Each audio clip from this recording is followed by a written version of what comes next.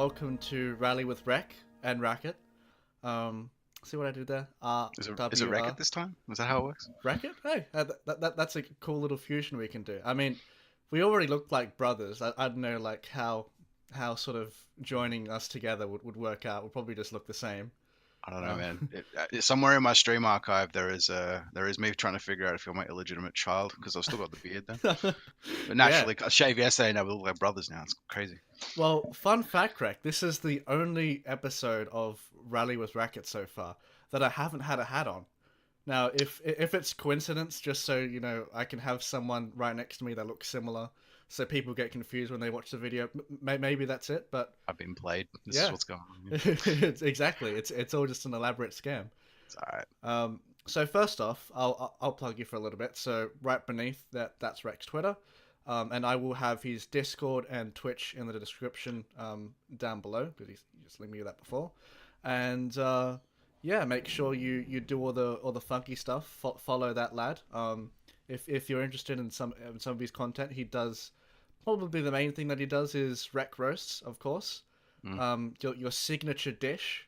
Signature dish. Yeah, I mean, people enjoy having coaching, but like having it in a little bit more aggressive comedic way. And hey, it gets the Twitch chat pop, and that's for sure. And it's fun to watch. It's a good laugh. I mean, the whole point of it originally was just, provide something streamlined, provide something good, provide something funny, and then try and figure out a way to bring it all together. And that was probably the best way stylistically to work with. And it's my thing, really. So I've always enjoyed it. Yeah, well, knowing you for a while, I think like you've put a good recipe for like stream content for you personally, because some people do really wacky shit. I mean, to be honest, like I'm trying to think of streamers that I know that have like transitioned from different roles. Like, you know, so you're doing your role perfectly. I don't know what Bobby J's doing. He's exhausting himself. He's dancing on stream, and he's probably lost a few kilos from it. Oh man, I like Bobby. I really like Bobby. But some of the shit that he's done on stream as part of like the sub goals, I swear he's eaten some shit that I've just never been aware of. I swear at one stage he ate something that I can't even don't even want to remember, so I can't remember what it was. Mixing Vegemite and cinnamon and like yeah, that shit. was one of. It was like 80. Too early in the morning to be thinking about that. That's scary. Oh yeah, mate. I said that straight after sipping a cup of tea, and that's made me feel a little bit sour after that.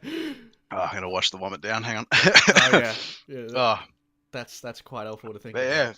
yeah, I swear after like people have their stints in a community, they do this and that, and then where they end up, I swear like some people just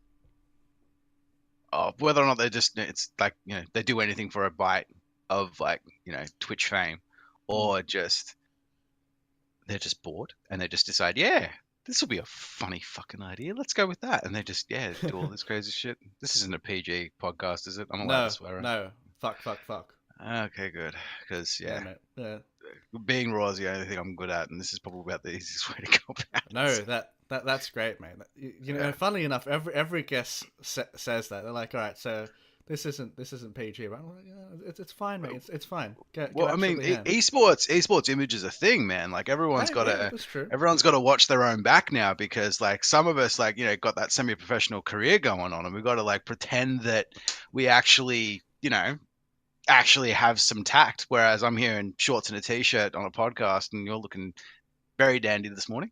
Yeah, I actually stole this scarf. That's all right. I stole my fiance's scarf to impersonate Ninja last week. So yeah, I think we're on the right page here. Yeah, mate. I actually love scarves, and we're getting into the colder season as well.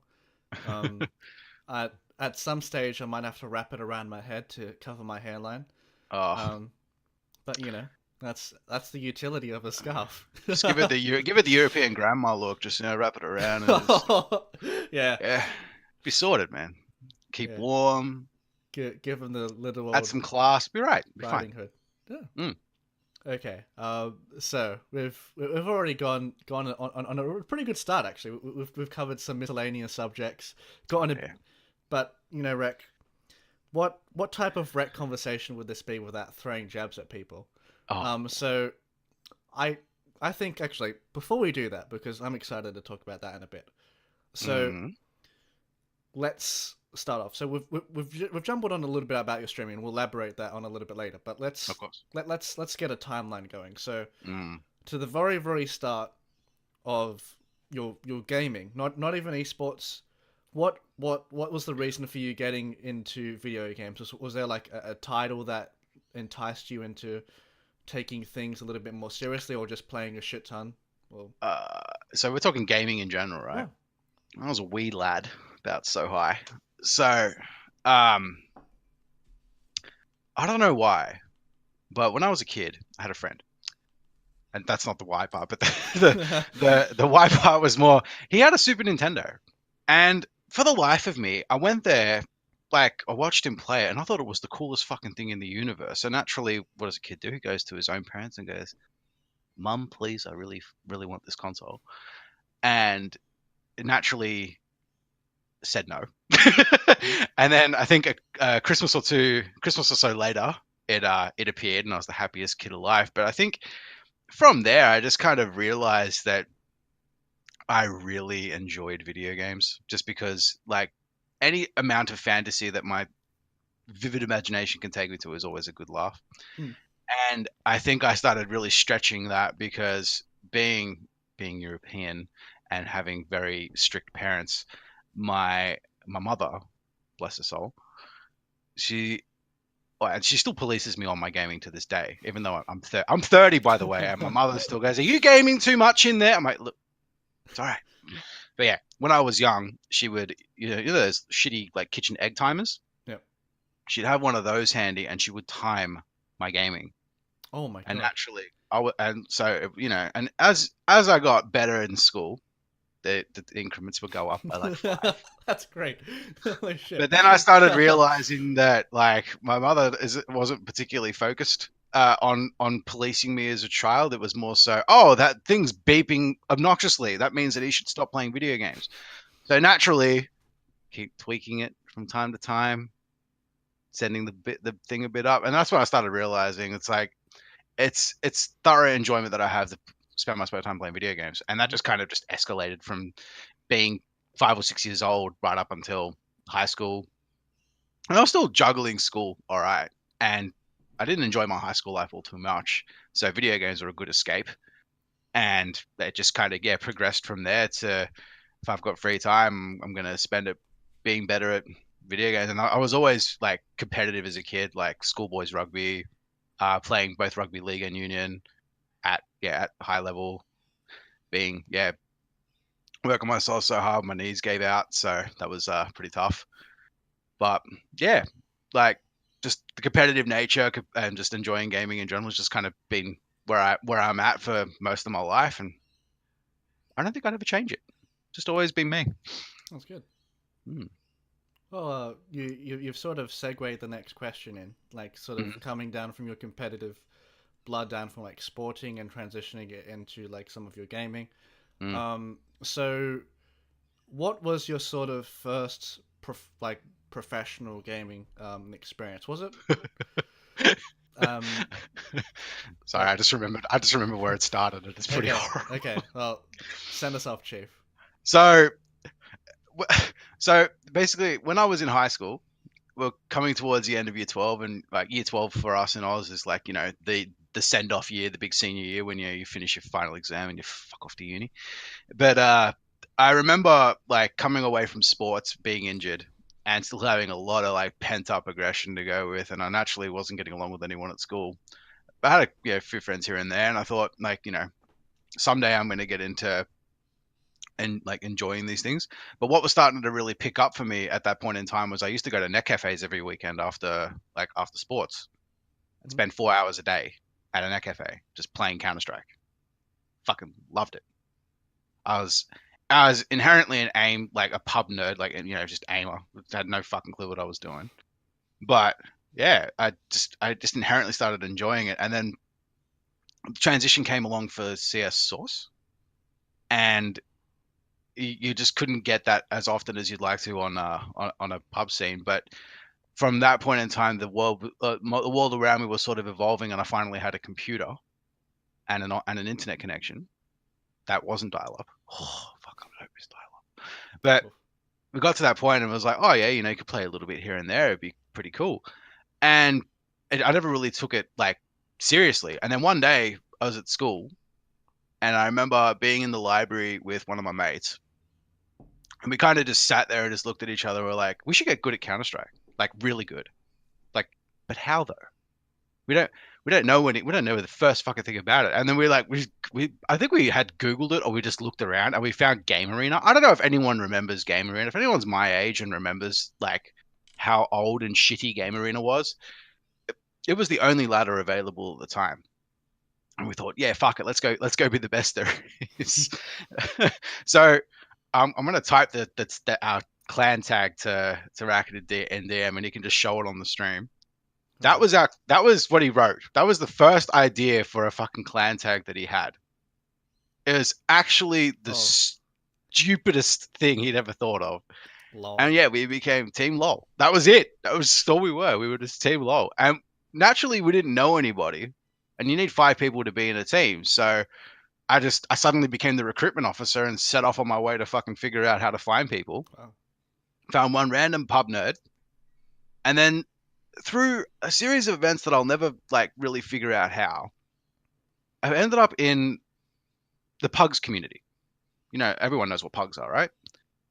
Ended up in the CSS pugs community, and I met one of these teams that was like top 5, top 10 in the country, and they were like sort of just dying. They were just looking for something casual to do, and they just took us under their wing. They took me and my friend under their wing, and we just suddenly learned under them, and we got like top 10 on the ladder, or top 5 even, from like playing with these dudes, and we just learned how to do it, and it just kind of inspired us to keep going. Now, the stark difference between me and my friend is that my parents dragged me out of shit to actually go ahead and finish high school, and like so I took a slight step back. He kept playing and he got to professional level. I got to intermediate. So Civo P, like professional being like the highest. I think I like barely scraped Civo P at one stage to like be a substitute for a pro team. And I was like, I was okay with that. And that's like essentially my first esports experience, because back then it was just pack into the shittiest place you can find for a LAN event, and that was how you do it, right? And if you got noticed and you meant to get through all that shit, it was great. And there were 2 things that you sort of started learning about LAN events. One, it's a fucking bitch to cart around a CRT monitor. I'm glad we got away from that technology, because cathode ray tube monitors are fucking heavy when you are a young kid. They are pretty heavy. Plus, I started realizing that it put a sag in the table I was using at home, because when the table starts looking like this about this long into your career, time to get a new table. Yeah, the other problem was that the phenomenon of people not showering before LAN was definitely something I was starting to pick up at an early time. Mate, that still hasn't changed. It's not just Smash players, guys. Remember to fucking shower before LAN. Yep. Dead set. But yeah, that was like 2 things I started discovering early on. But fuck me if the LAN communities were not some of the greatest times I ever had. Like, I still remember like pulling all-nighters when, I was capable of it, not just dozing off in my chair. But yeah, like pulling all-nighters at like these things and just like, having good vibes, relaxing, and just talking about, games, this and that, learning about like what is really going on around us, Mm-hmm. And that just stretched on to just that. I don't think there are actually like events like that anymore where people just pack into like an auditorium with like 8 rows of desks. It's like DreamHack is like the only event that I'm aware of in the universe, the known universe, that actually like packs in like that. Mm. I don't think that's ever going to exist in Australia for a long time. It's all just open esports events now, which is cool. I'm totally okay with that. But yeah, you can't have a LAN party anymore. It doesn't seem like the right thing to do. I think with some fighting games, like they do a lot more local. Oh no, yeah, fighting games are the only ones that's a thing for. So, and like, yeah, I've been to a few events. And you really do feel it. It's like electric. It's awesome. Oh, but the worst thing about fighting games though is if you're a focused kind of player, like you're the guy that has to stay focused like the entire match. The amount of hype that goes around you is really fucking distracting. Oh yeah. Like you learn to deal with it early on, but I swear, like when I was first starting out in the Tekken community, I play a very low tier character, so I got to be focused enough to like Gigas get a lad. read, Yep. and yeah, gigas for life, man. But if you don't get that read, you're fucked. And I'm literally like, I'm versing like one of the organizers of the event, who is an okay player, like he's a strong player, and I'm this close to beating him. And then in the like, because obviously it's like a desk, like it's like 3 desks I'll put together, and there's like 5 setups on the desk. So you're shoulder to shoulder with the next setup. Guys next to us just gets like the most epic fucking comeback ever. Him and like the 5 people around him are like, everyone's jumping up and shit, and I'm just like, what the? I look away, and I'm dead. Like I'm just, Oh, no I don't way. have a half second to myself. I nearly dropped my controller out of fucking shock. And that's me knocked out. I'm knocked out of an event, and I'm like, dude, Wow. how do I deal with that? Holy shit. I gotta get some earplugs or something. I don't know. There was nothing I could do. Like it's just shit. I just walked straight into it. That was the enemy. And yeah, that's the extent of events these days. I'm not saying it's a bad thing, but like it's something you got to learn. The first time you go to a fighting game event is sit shoulder to shoulder with someone, have some casuals, and like get ready to get knocked out of your seat by the guy next to you, because it's gonna happen. Just do a few practice shoulder charges before the match start off, just so you can make It's sure. not even that. It's like you know the best way to compare it is like it's like sitting next to a mosh pit before you're like actually starting up, and it's just it's like 15 like or so people of varying backgrounds all jumping all over each other and like getting hyphy, and there's that one unlucky guy in the chair next to it that cops a hip to the face, and that is just a possibility. Yeah. Which, yeah, again, I'm not ragging on it. It's a great experience, but fuck, does it take some learning? It takes a little bit of learning. Whereas CS community, everyone's playing at the same time, and naturally someone's going to jump out of their chair, but you have noise cancelling headphones for that shit. Yeah. Like that normally takes care of it. Fighting games, man, we simple. We just brought the console and a TV. Everything else you provide yourself. Oh, and don't forget to disconnect your controller, because if that shit beeps while you're in someone else's game, you're out. Yeah. Fuck out of here. Fucking noob.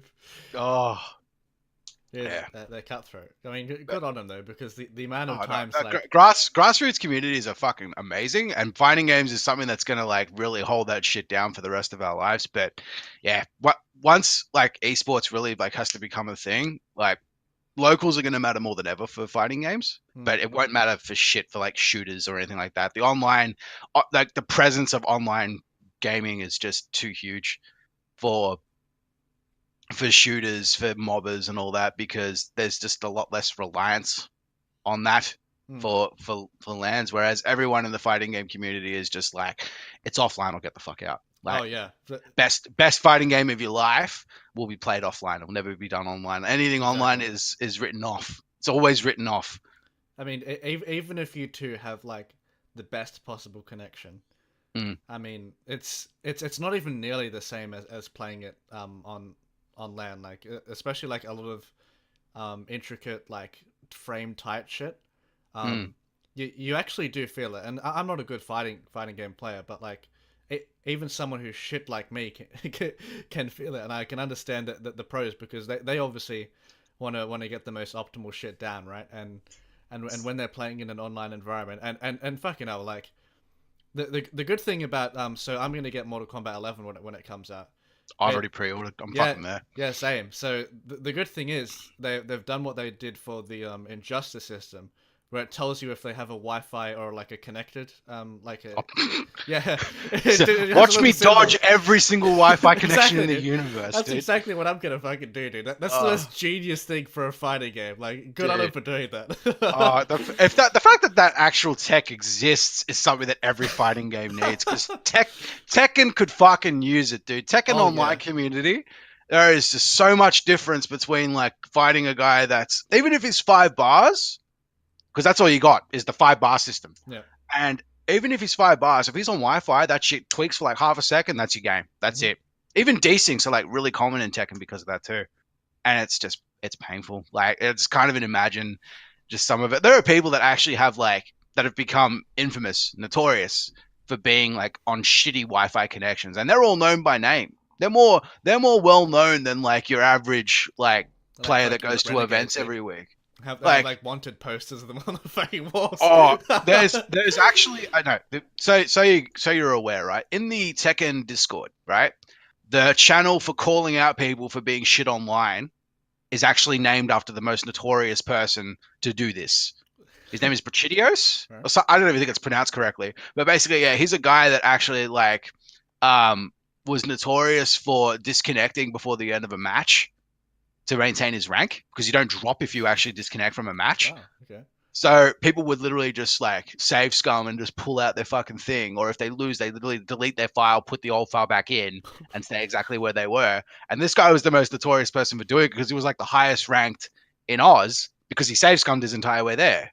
And it's like, the fuck even for? So yeah, there are like all these kinds of people that have just been like that have just become notorious for it. They're not even known like on at an offline event at all because they just never go.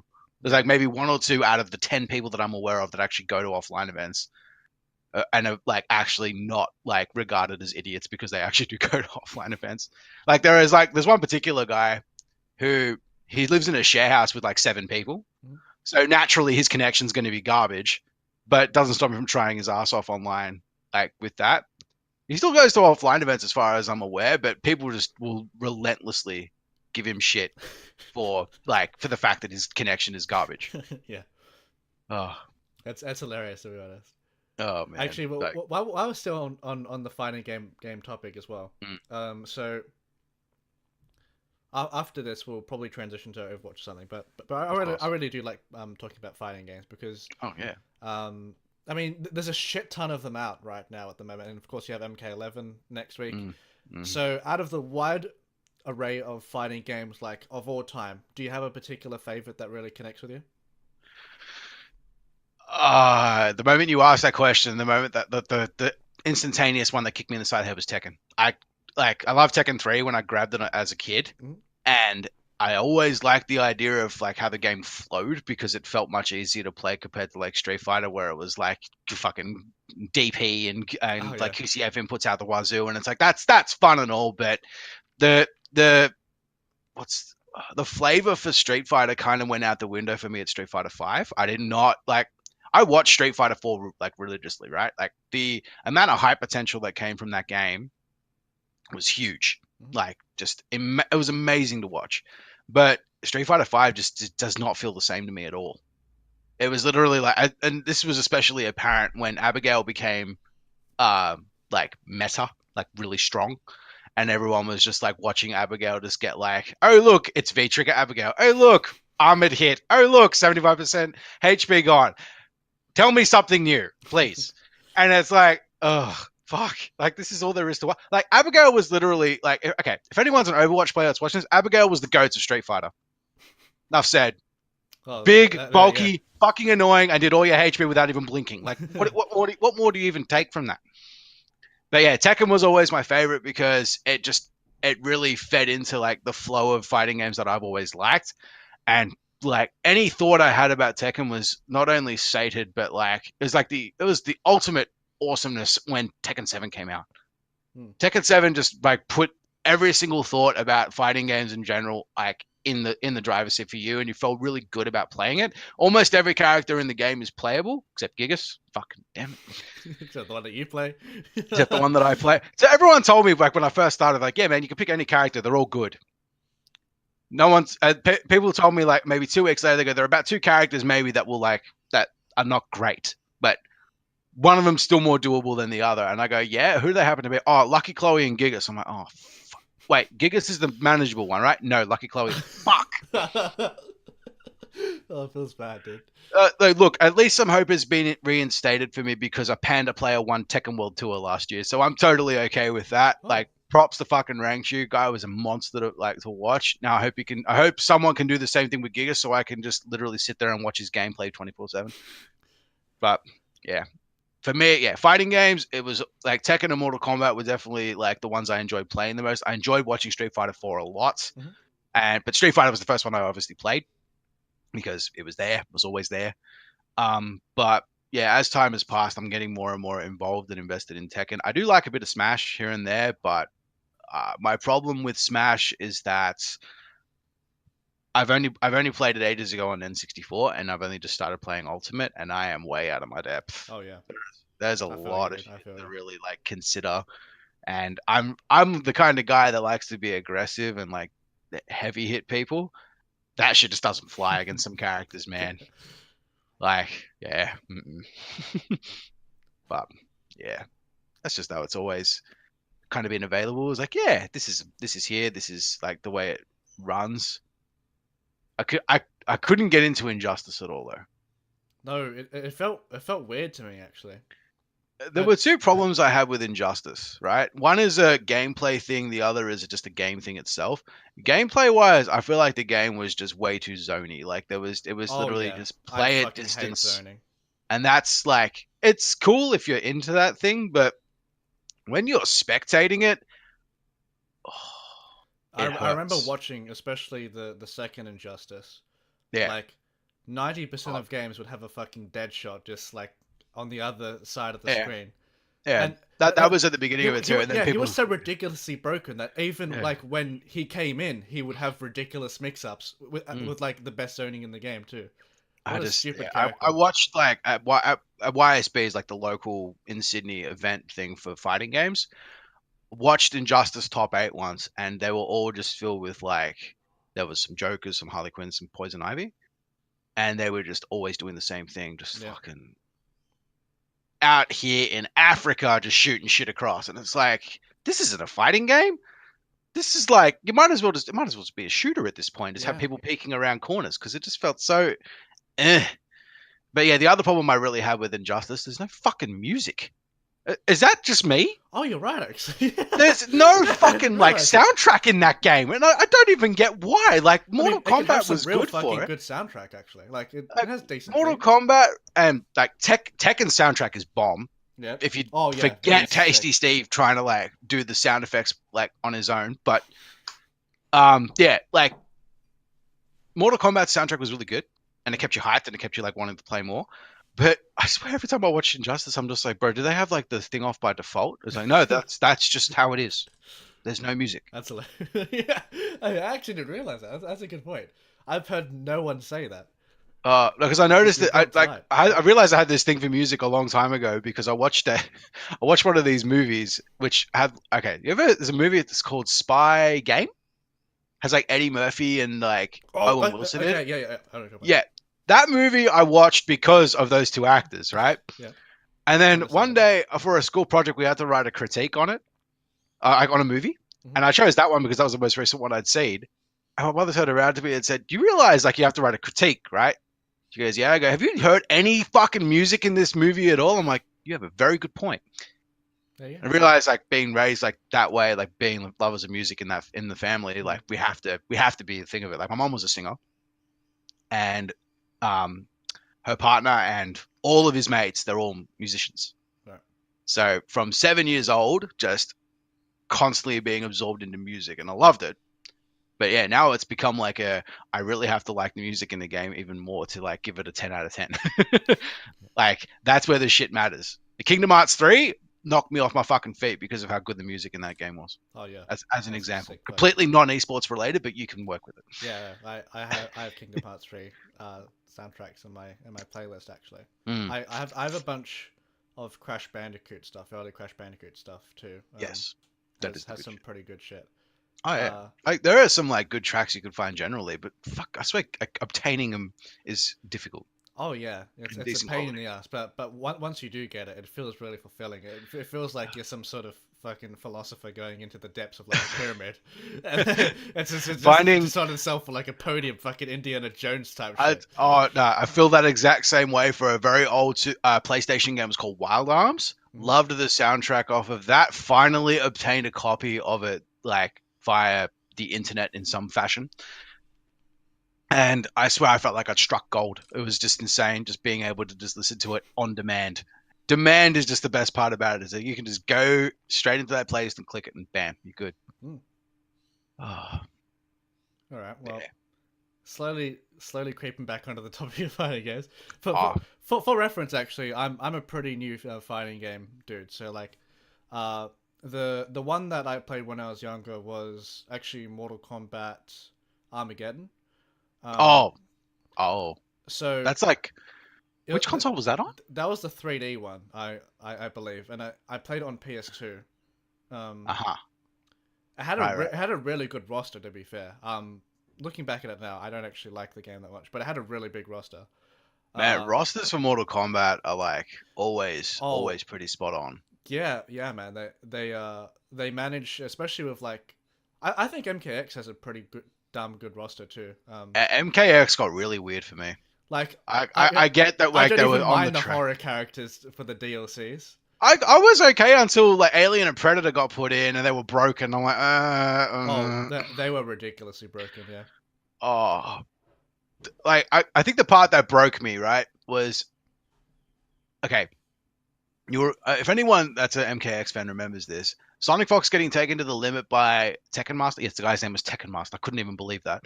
But yeah, he got taken to the limit to the point where the guy actually took his hat off the fur mask hat that he has, right? And when he got to that point, I thought, fuck yeah, he's going to really pull out the big guns. Cunt pulls out Alien and fucking annihilates the other guy. I'm like, this is what Alien does. I'm done. That was Yep. it.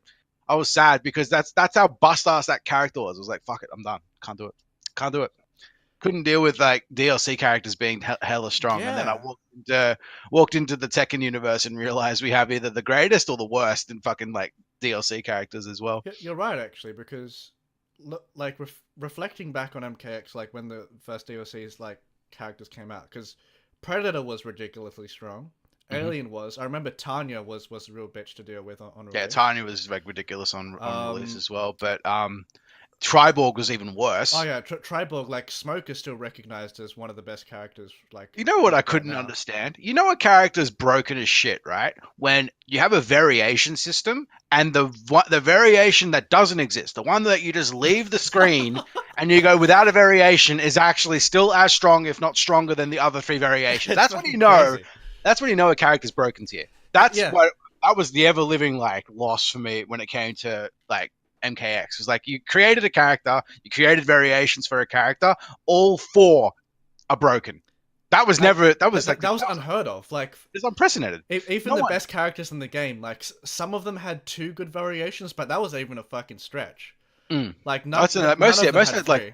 one, and then like some elements of other ones were good in certain matchups. So like Yeah, as an example, Aaron Black, everyone played Outlaw at the beginning because it was like the best one for mix up for damage potential, all of it. And then like you transition into Gunslinger because range matchup and yeah. so on and so forth. And then You had like yeah, Kung Lao with Tempest and Buzzsaw too. yeah, like just stuff like that. Like those sorts of things made sense, right? But then you have Triborg, which is literally just every single variation's good depending on playstyle. Oh, and if you neglect to pick a playstyle, you can actually just win. Anyway, Yep.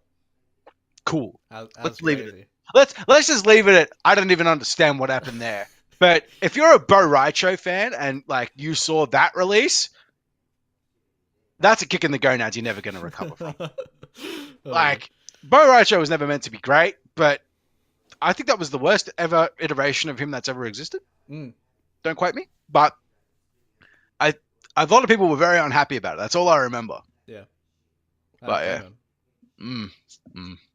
So looking into the future actually, because you said you've pre-ordered MK11. Is there any character that like you've got your eyes on that you want to main? So I'm an unashamed Jax player because Oh I've shit. always been a fan of Jax since Okay.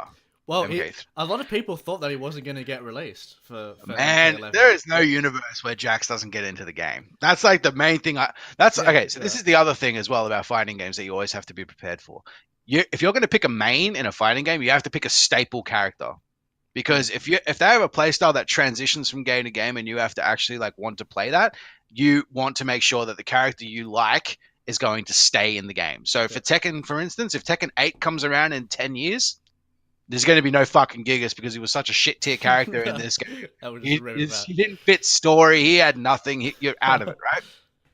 But for Mortal Kombat, I've always been a fan of Jax because like steel arm berserker concept of punching people in the fucking head is just great to me, Mhm. and that sort of archetype has not like been missing from there because he's a staple character. Apart from I think two of the middle tier Mortal Kombat games that came out on PS2. I think it's the only times that he has not actually been in the game Mm.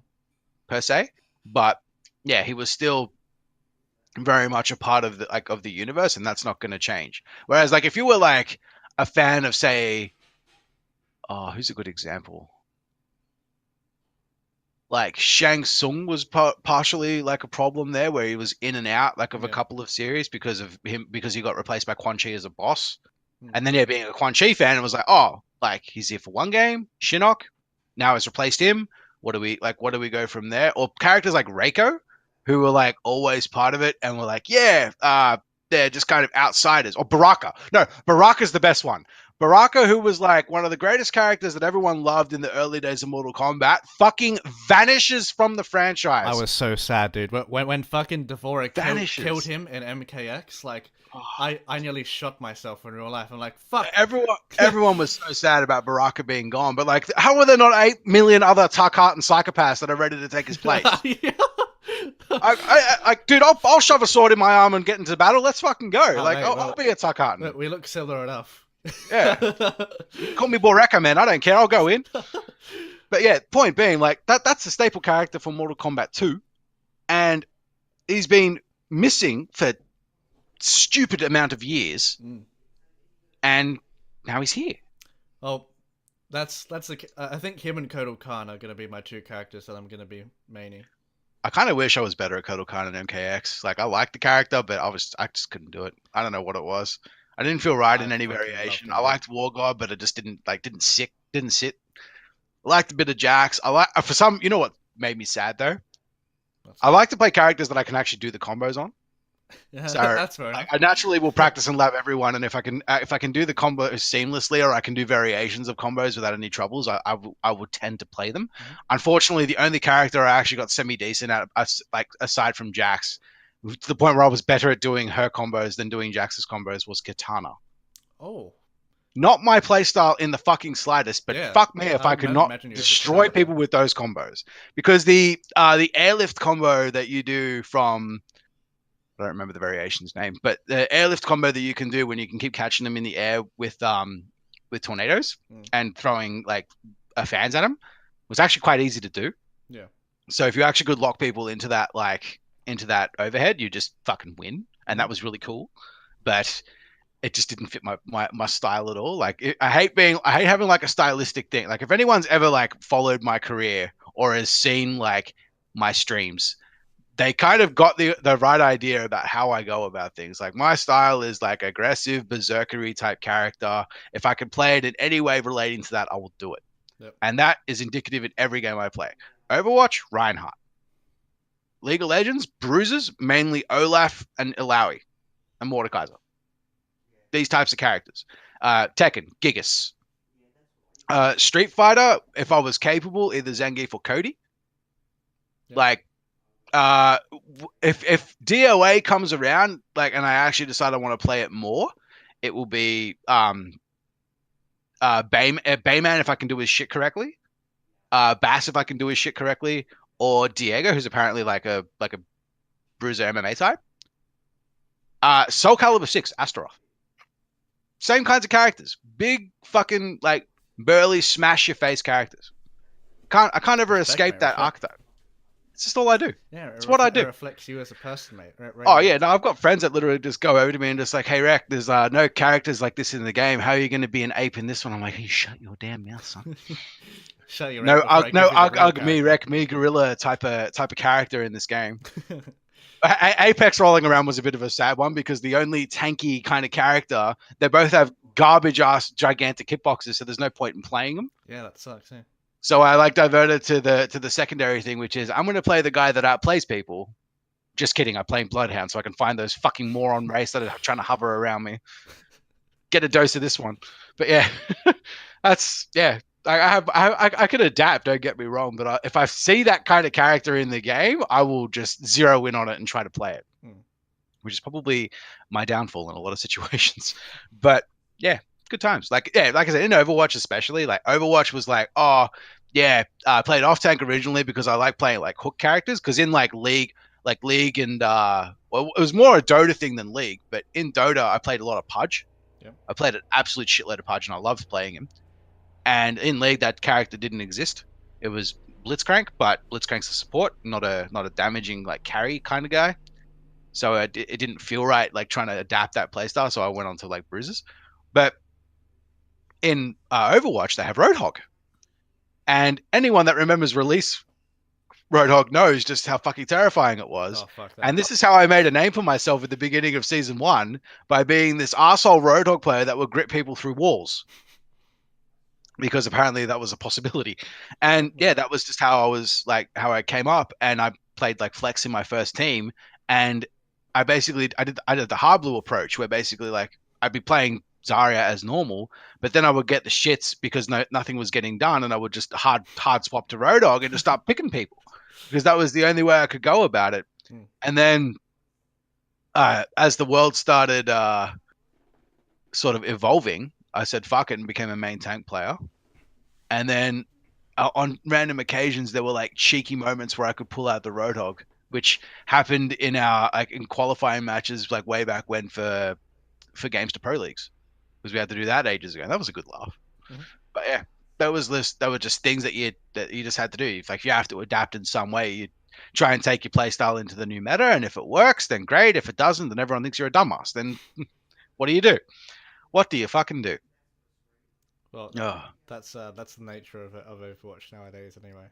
That's the nature of any game. Like if you're at pro level for anything, for any short amount of time, and what you do and what you bring to the table either is like amazing, hilarious, or garbage, like that's how you're going to go down, right? Like if you go down in history as the guy who like did X or messed up Y or did whatever, like if that's what you're remembered for, then that's what everyone will like always do. Yeah. And people have taken that and ran with it. Don't get me wrong. Like there are some people that are like famous, infamous, notorious, you name it. And like that's just O's community alone. There are people overseas that are even worse for it. I could name like 5 of them off the top of my head right now, if we wanted to go to that point. But as you wish, mate. Oh well, yeah. Like obvious examples of people that have taken it and ran with it. Frogger, staple Lucio player from day one. Now has a pretty stable following, pretty good stream life, and yeah, he's starting to make a name for himself as a streamer. Right? That's always been his thing.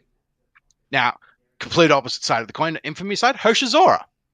I can't imagine anyone in the Oceanic Overwatch community that enjoys playing with Hoshizora. I don't mind I've never met the person personally, but I do know that anytime anyone mentions that name, everyone loses their collective shit.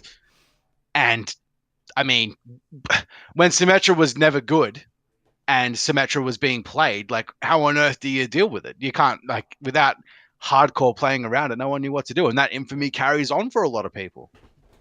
It does. For whatever reasoning anyone wants to get around it, whether it's because they're a Symmetra player or because they're LGBTQ, whatever you want to call it, there is a large degree of infamy in that situation. There's no, like, whatever your reason is for following that is up to you. But anyone from the outside, like myself, who just doesn't care, can call it how it's seen. Yes, people don't like Symmetra players. The end. In the third vein, any Symmetra player that exists, any Tor player that exists in top 500 has definitely been on the receiving end of infamy. Oh yeah. Just because. Oh, who else has taken it and ran with it? Let's see. Who's a good example? I mean, good version, I guess, would be Color Hex, taking it from like O's contenders straight into OWL, where being the kind of like the caliber level player that he is, and being able to sort of send that. I actually I remember being in a team with Color Hex a long time ago, and realizing that there were a lot of like inherent issues that kind of really separated the team and what Color Hex was trying to achieve. And this was ages ago, like long time ago. Yep. I have a cat that looks just like that, and I thought for a second there that like the cat was inside the computer. I was like, holy dick. Then again, the cat that I have is infinitely fatter than your one, so it's okay. It's gonna work out. But yeah, like these sorts of players, right, that have like made names for themselves for whatever reason. If you're able to like run with that from like one end of the universe to the other, and that gets you to like those levels, that's just crazy. People would never see that coming, But yeah, on the other side of the coin. Oh yeah. Yeah. This is production at its finest, fellas. That was a lot. That was a lot of fucking gymnastics going on there, dude. Oh mate, I'm going back to my tennis career already. Oh man. Yeah. But yeah, like all that sort of thing. Like you couldn't really put a price on it, but you could sure as hell figure out like where people were going to go from there if they managed to like get out of pro scene, or if they got further up in pro scene. There were a lot of things that really like were to be considered. Mm-hmm. Like I know I didn't go anywhere from the Overwatch community. I even if like I have an accolade under my belt that actually says, yeah, cool, you played pro league and you have a top 500 thing owed X amount of fucking time ago. But I wouldn't really say the Overwatch community made me in any way. I don't think like I really gained from it. If anything, maybe you could say I lost from it, but it's not as if anything really happened. Like I didn't stick around for contenders because I couldn't find a team. I was injured. I couldn't do anything like as good as I was before, and my playstyle was like getting severely punished if I didn't have a strong flex player with me.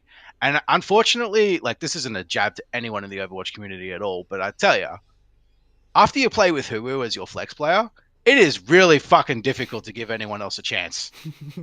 Really I difficult. don't blame you. I understand that. You eat filet mignon for your entire life, and someone hands you like this bullshit rare steak from like shitty tavern down the road. You just can't do it, man. Like it's a hard transition. I got to give props though. In the team that we were in, the Yes Men, USMC like fucking stepped up from that team. Like good kid, but yeah, everyone tried their asses off to kind of replace that gap, and fucking did not go. Yeah, I remember being Ended there. with an almost Well, broken wrist from me. But yeah, it was just not a good Jesus. time. Oh, I remember those days actually. Oh, I miss those days. Yeah. Yeah. I put a lot of people into good places from those days in Overwatch. Hmm. At us, I remember like a lot of people got send ups from me, and it worked out. Oh, that's good. My God, how long would have that been? A Well, year and a I half do ago. remember a certain individual sitting opposite me who was chilling in the jacked Discord for a little while before getting the call across to Scylla. Who was that? You. Oh, right, me. Ah, thanks, mate. Certain VOD recorder individual.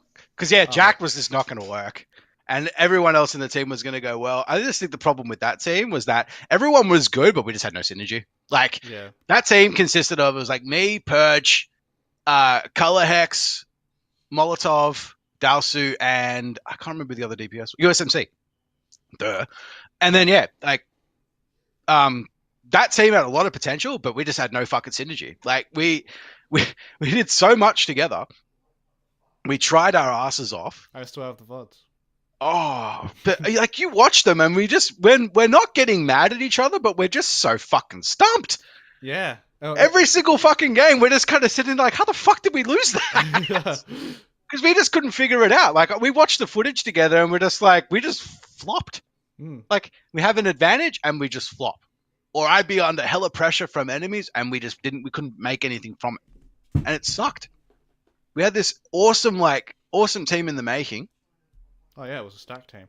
Yeah, and it just didn't go nowhere. But everyone else like benefited from it after that, which is good for them.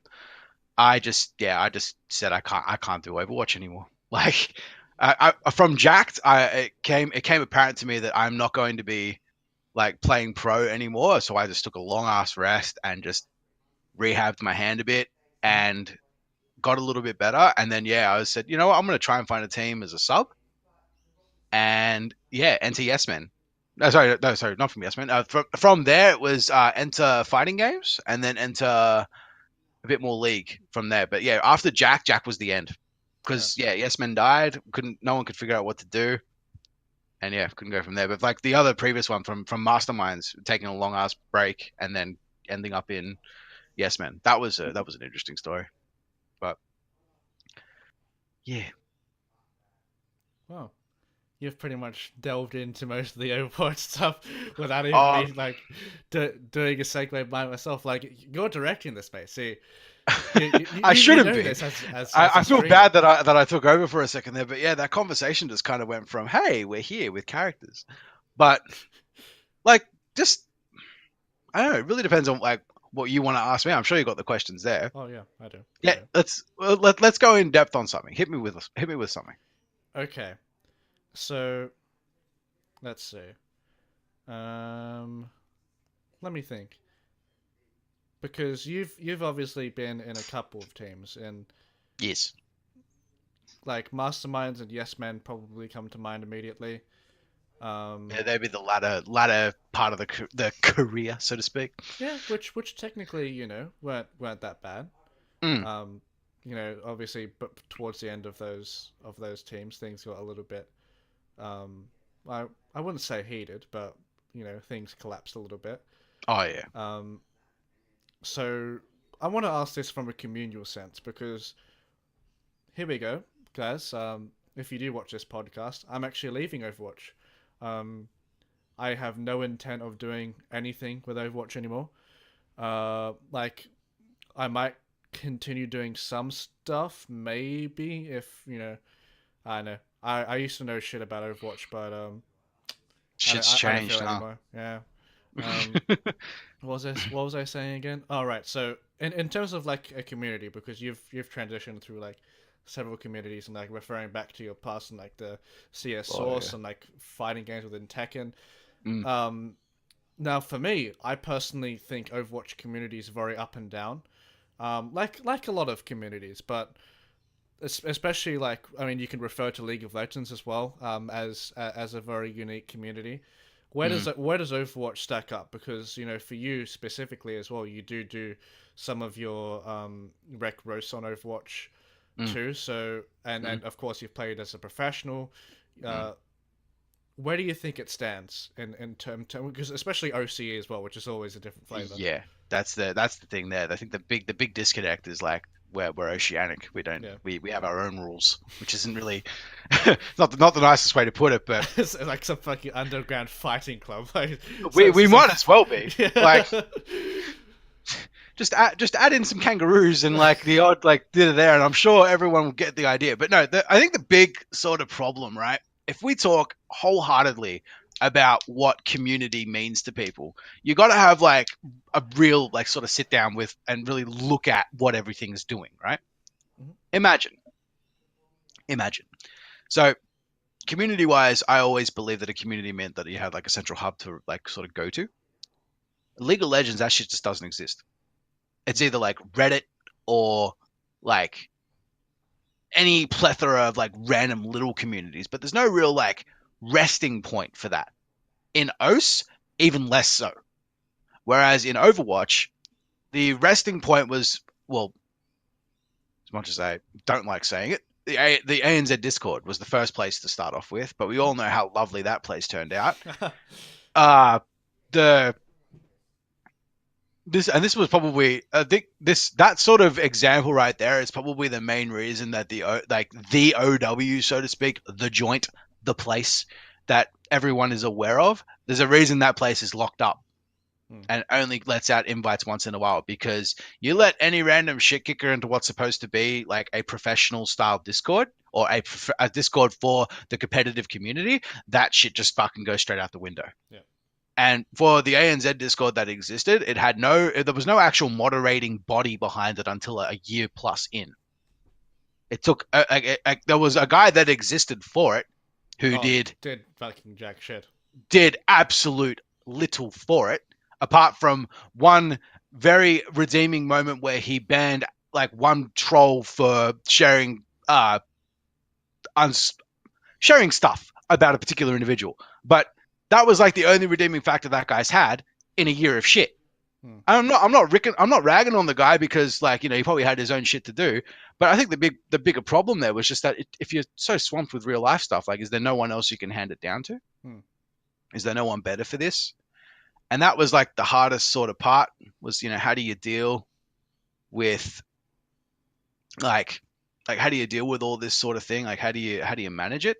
And that just got worse and worse as time progressed, and there was no way to really work with that. But as a community front, there was actually a center point for that, and that was really good for Overwatch. And then communities like AoE came about, and like there were a couple of other ones that sort of like surfaced, and those like sort of little things like they splintered a bit, and that was kind of not great, but that was like some of the ways that you wanted to work for it. Um, the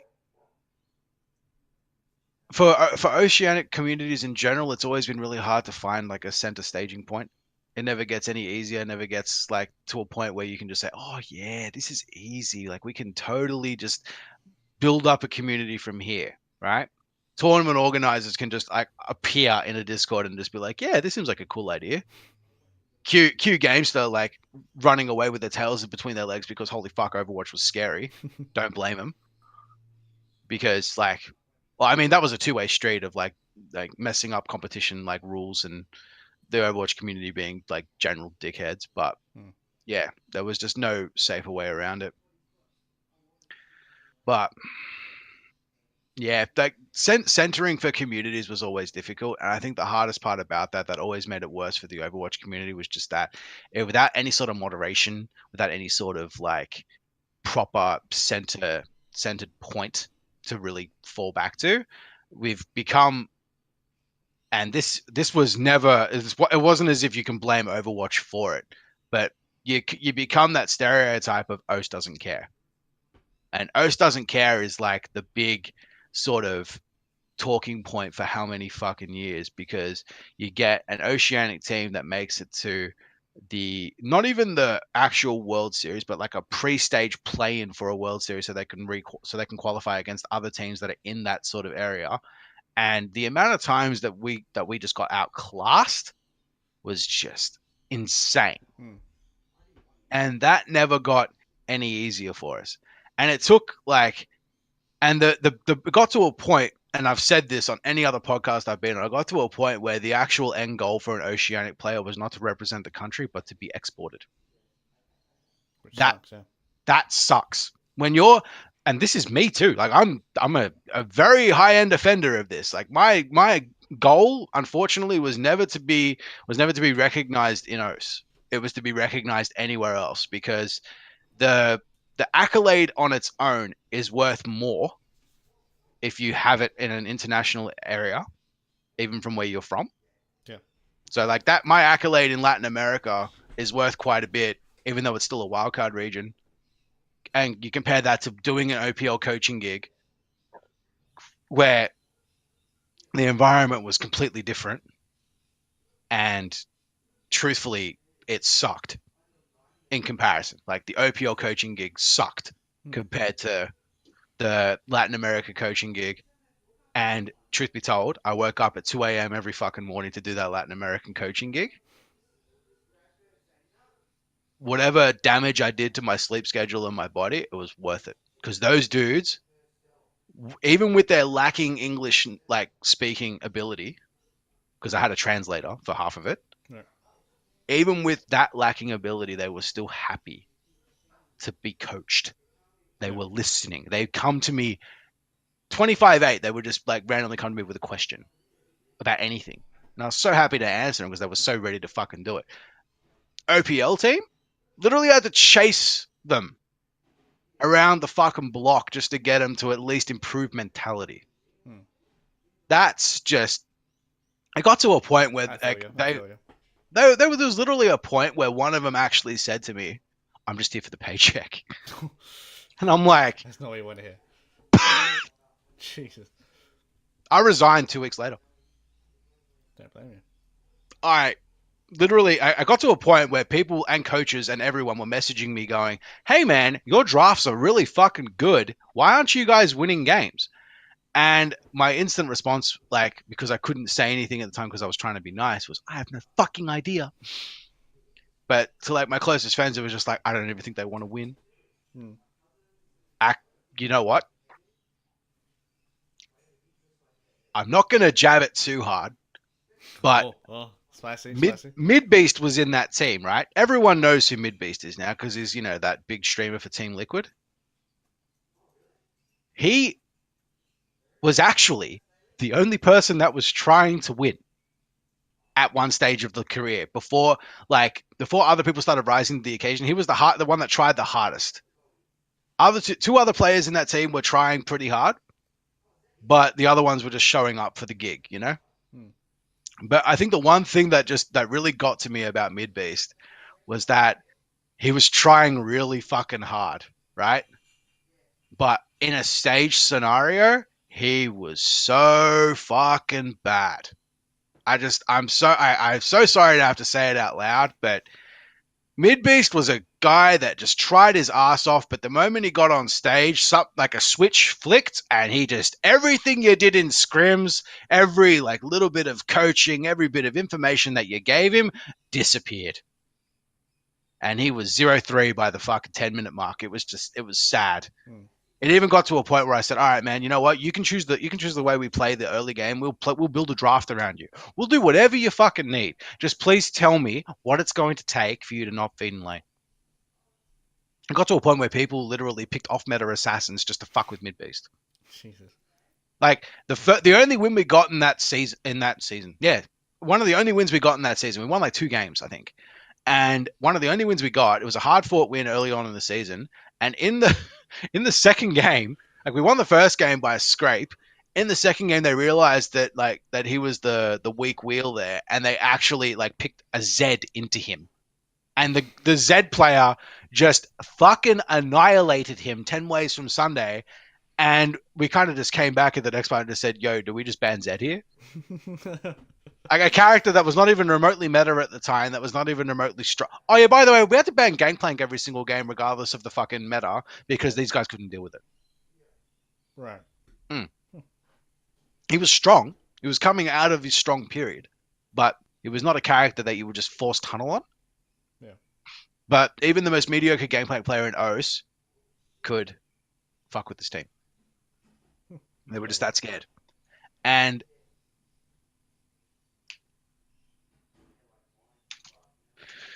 but yeah, I just couldn't even I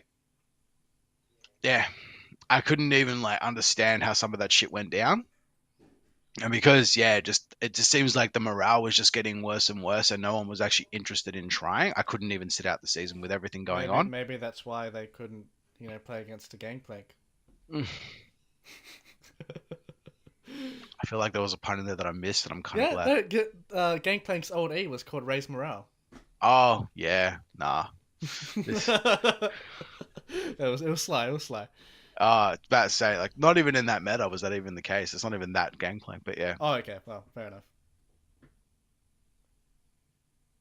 I thought it was an alright joke. It was okay, but unfortunately, that version of Gangplank hasn't existed for even 2 years prior to that joke being made. Okay. But yeah, that whole situation just really it hurt the soul, and it turned me away from professional coaching in general.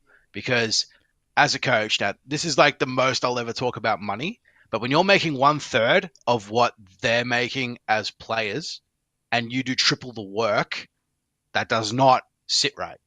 Yep. And the worst part is, and this is where coaches automatically get fooled on, is that they coaches were never part of the Riot sanctioned money. It's up to the organization to pay a coach. Right. Or at least at that point in time it was. So there was no way in hell I was going to get more. Yeah. But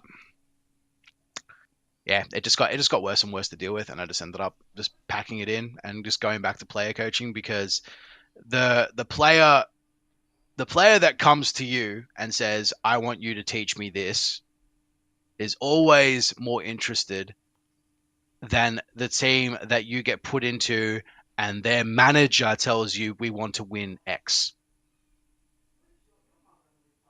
That will always be the difference. Yeah. Some people, regardless of their talent level, never want to be coached.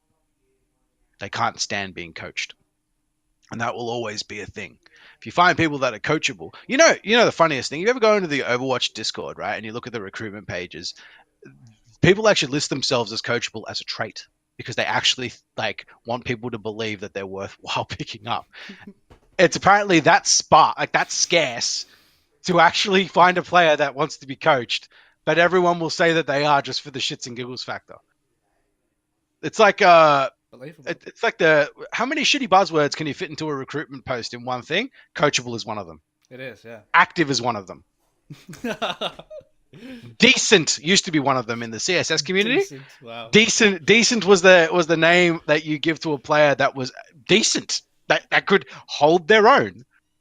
And then it was like, oh yeah, this player's a big fragger. Literally 0-12 every fucking game. You can't tell me this guy is a big fragger. Just, no. Okay, they're decent. How? What? He tells you how many people killed him? That's cool. But this was the most anyone was going to run with this. It's like, how many shitty buzzwords can you fit into a recruitment post? Fucking hell. What's the shitty buzzword level for a coach post?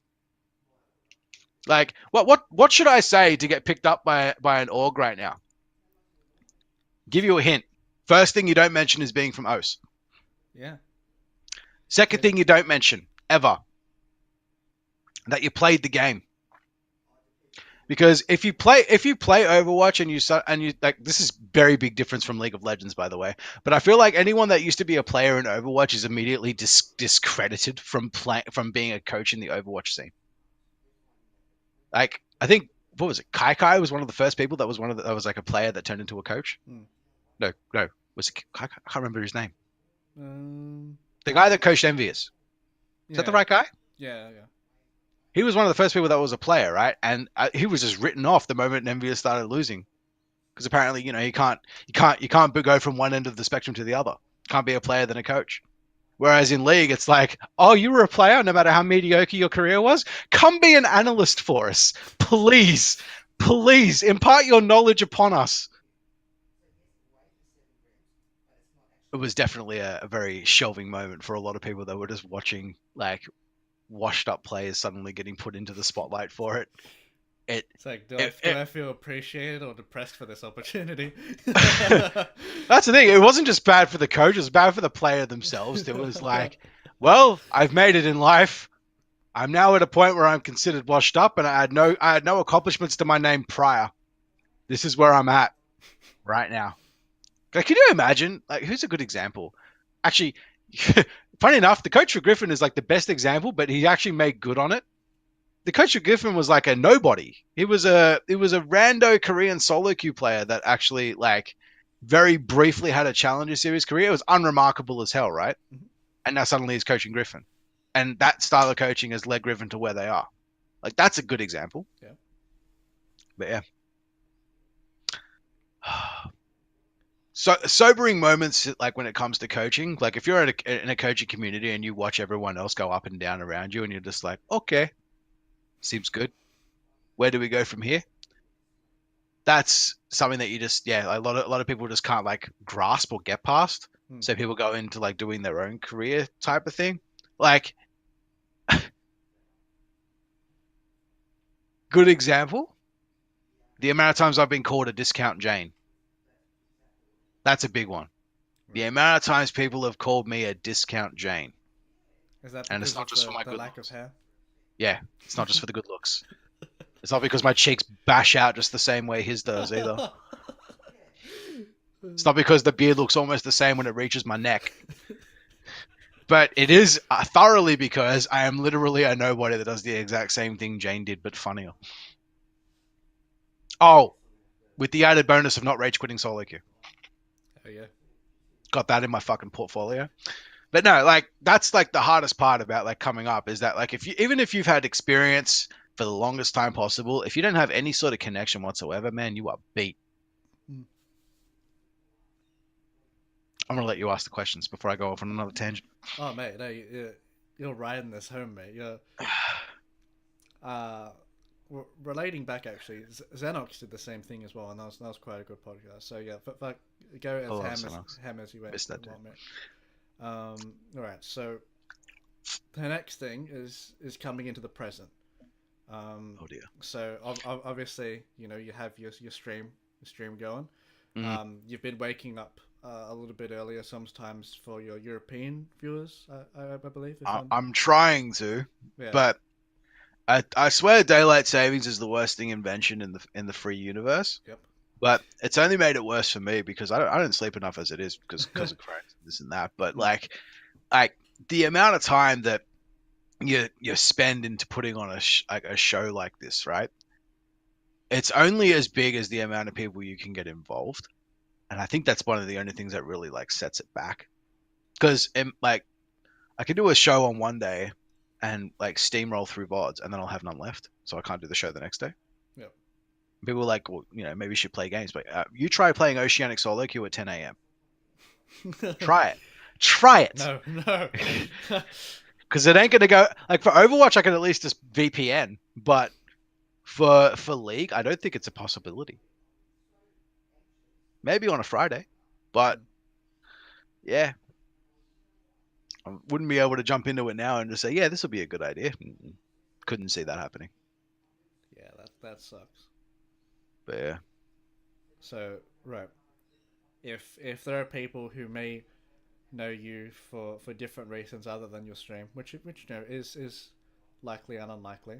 Um, I mean, I feel like people once they recognize you for what you've done in the past, and you just sort of disappear for a bit and do something else, they just completely like forget who you are. Oh Like, man.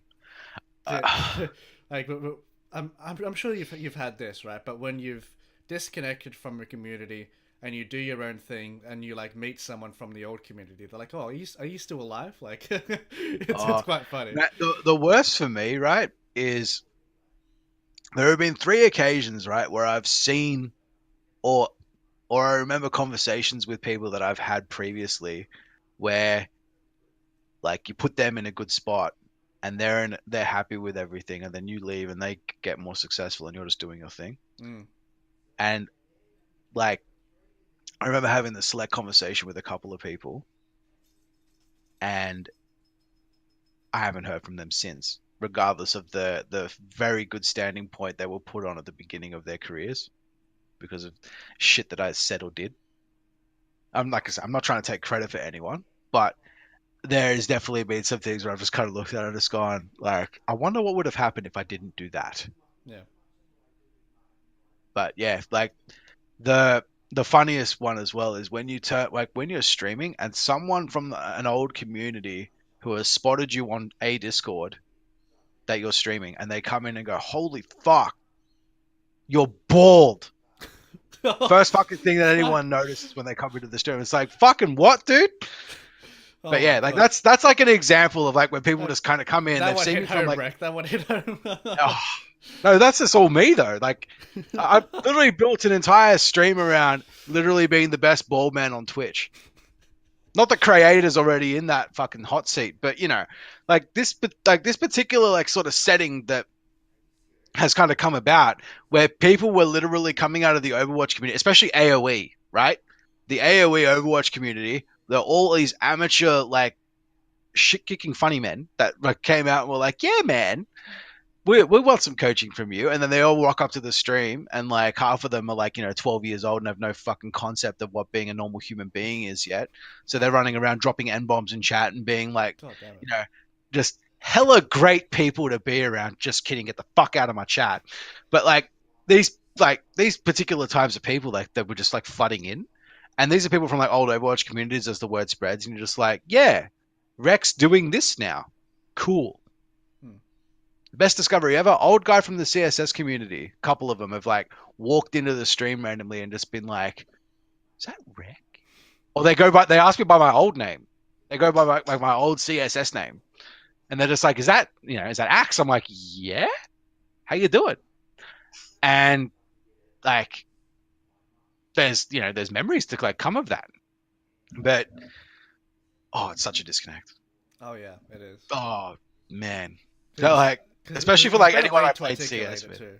Well, when I played CS though, like one of the funny things I actually made a name for myself for was actually being like the guy that taught everyone how to play Dota. Dead set. In the CSS community, I was one of the first people that learned how to play Dota separately, and I taught a bunch of the CSS people how to play it. I was like the guy that would like lead them in the games and like, do like these things. Because I actually start at one stage of that time, I actually started a late night gamers community Yeah. because people that were just up to stupid hours of the morning. We even caught a cheater in CSS. We actually caught a cheater in those pugs. It's one thing I'm proud of. But yeah, Good job. um, like all those sorts of things I sort of built from it, and then people just turn up into your stream like,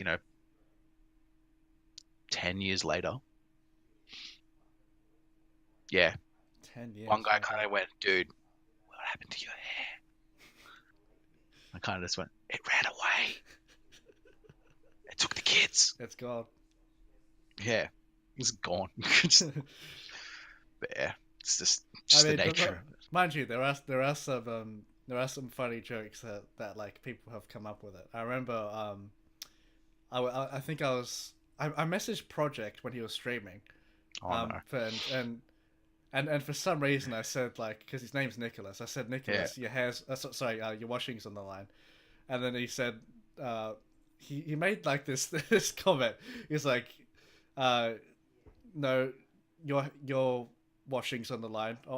He said something about my hair. It was like it was fucking hilarious. It's a hairline joke. It was a hairline. I'll see if I can find it on my Oh. Twitch DMs because it was fucking hilarious. Like Unfortunately, anytime I remember Molotov used to always get me with the hairline jokes, dude. Dude, anytime I remember Project, I think of that stupid like picture that exists of him with like the hair that's like going in three directions. Oh yeah, so he said, uh,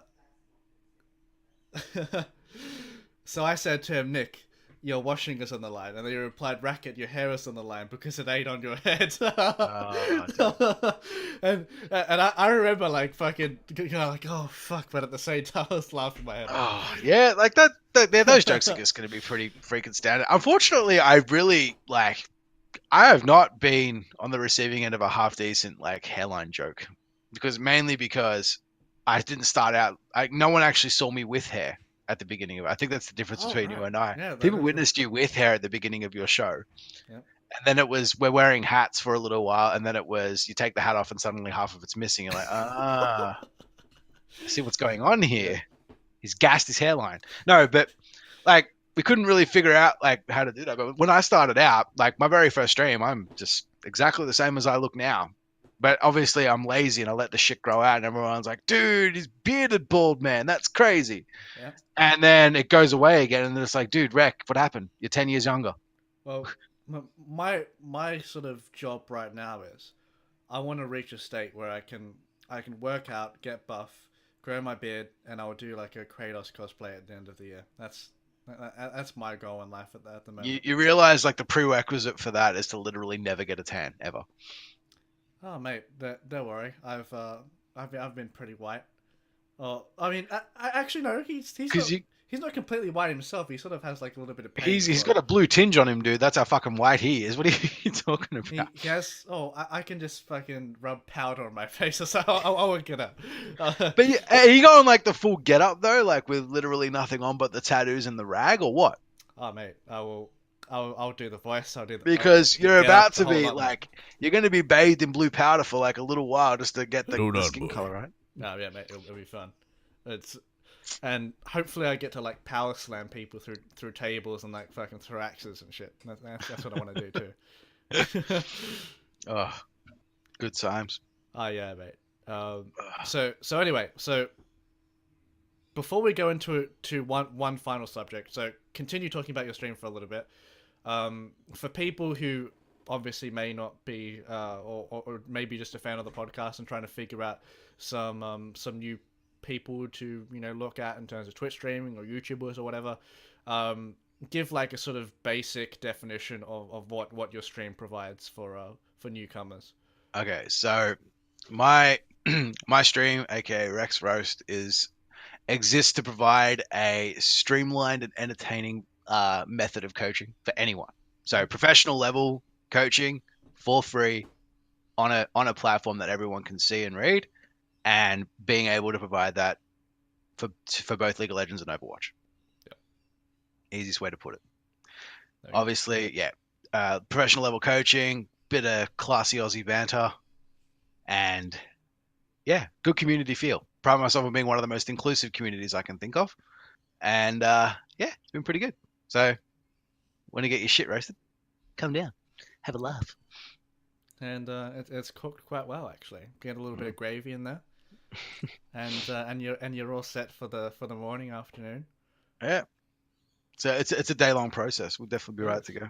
And plus, on any other given day, you can watch me be just as equally bad at video games, since I'm an injured roster patient, and I'm not really able to keep going from there. Oh yeah. Watch Captain Jitterhands try to figure out how to play video games. It's great. See, shake my way through it all. Fun thing actually, Rek. This could some way be a sort of tie between us both as brothers. I've recently been getting like nerve issues with my like hands and arms and shit. Mm, So I'm planning on going to the doctors tomorrow because uh, I notice, right? So for example, when I hold a cup, like mm, my hands slightly jitter, mm, and it's been getting worse and worse as like I've been aging. mm. And you especially know this when I played tennis like a couple days ago, and after I played, I felt like I had fucking Parkinson's. Like, like I was going like this. Ugh. It's probably not used to the workout because, to be You know, frank, I've been quite like lazy. But my god, it scared the shit out of me. oh yeah, but you know the funny thing. You remember when you're a kid and your mum will ask you to like get all the shopping out of the car, and you're like, I'm gonna Hulk this shit and just pull everything out. Yeah.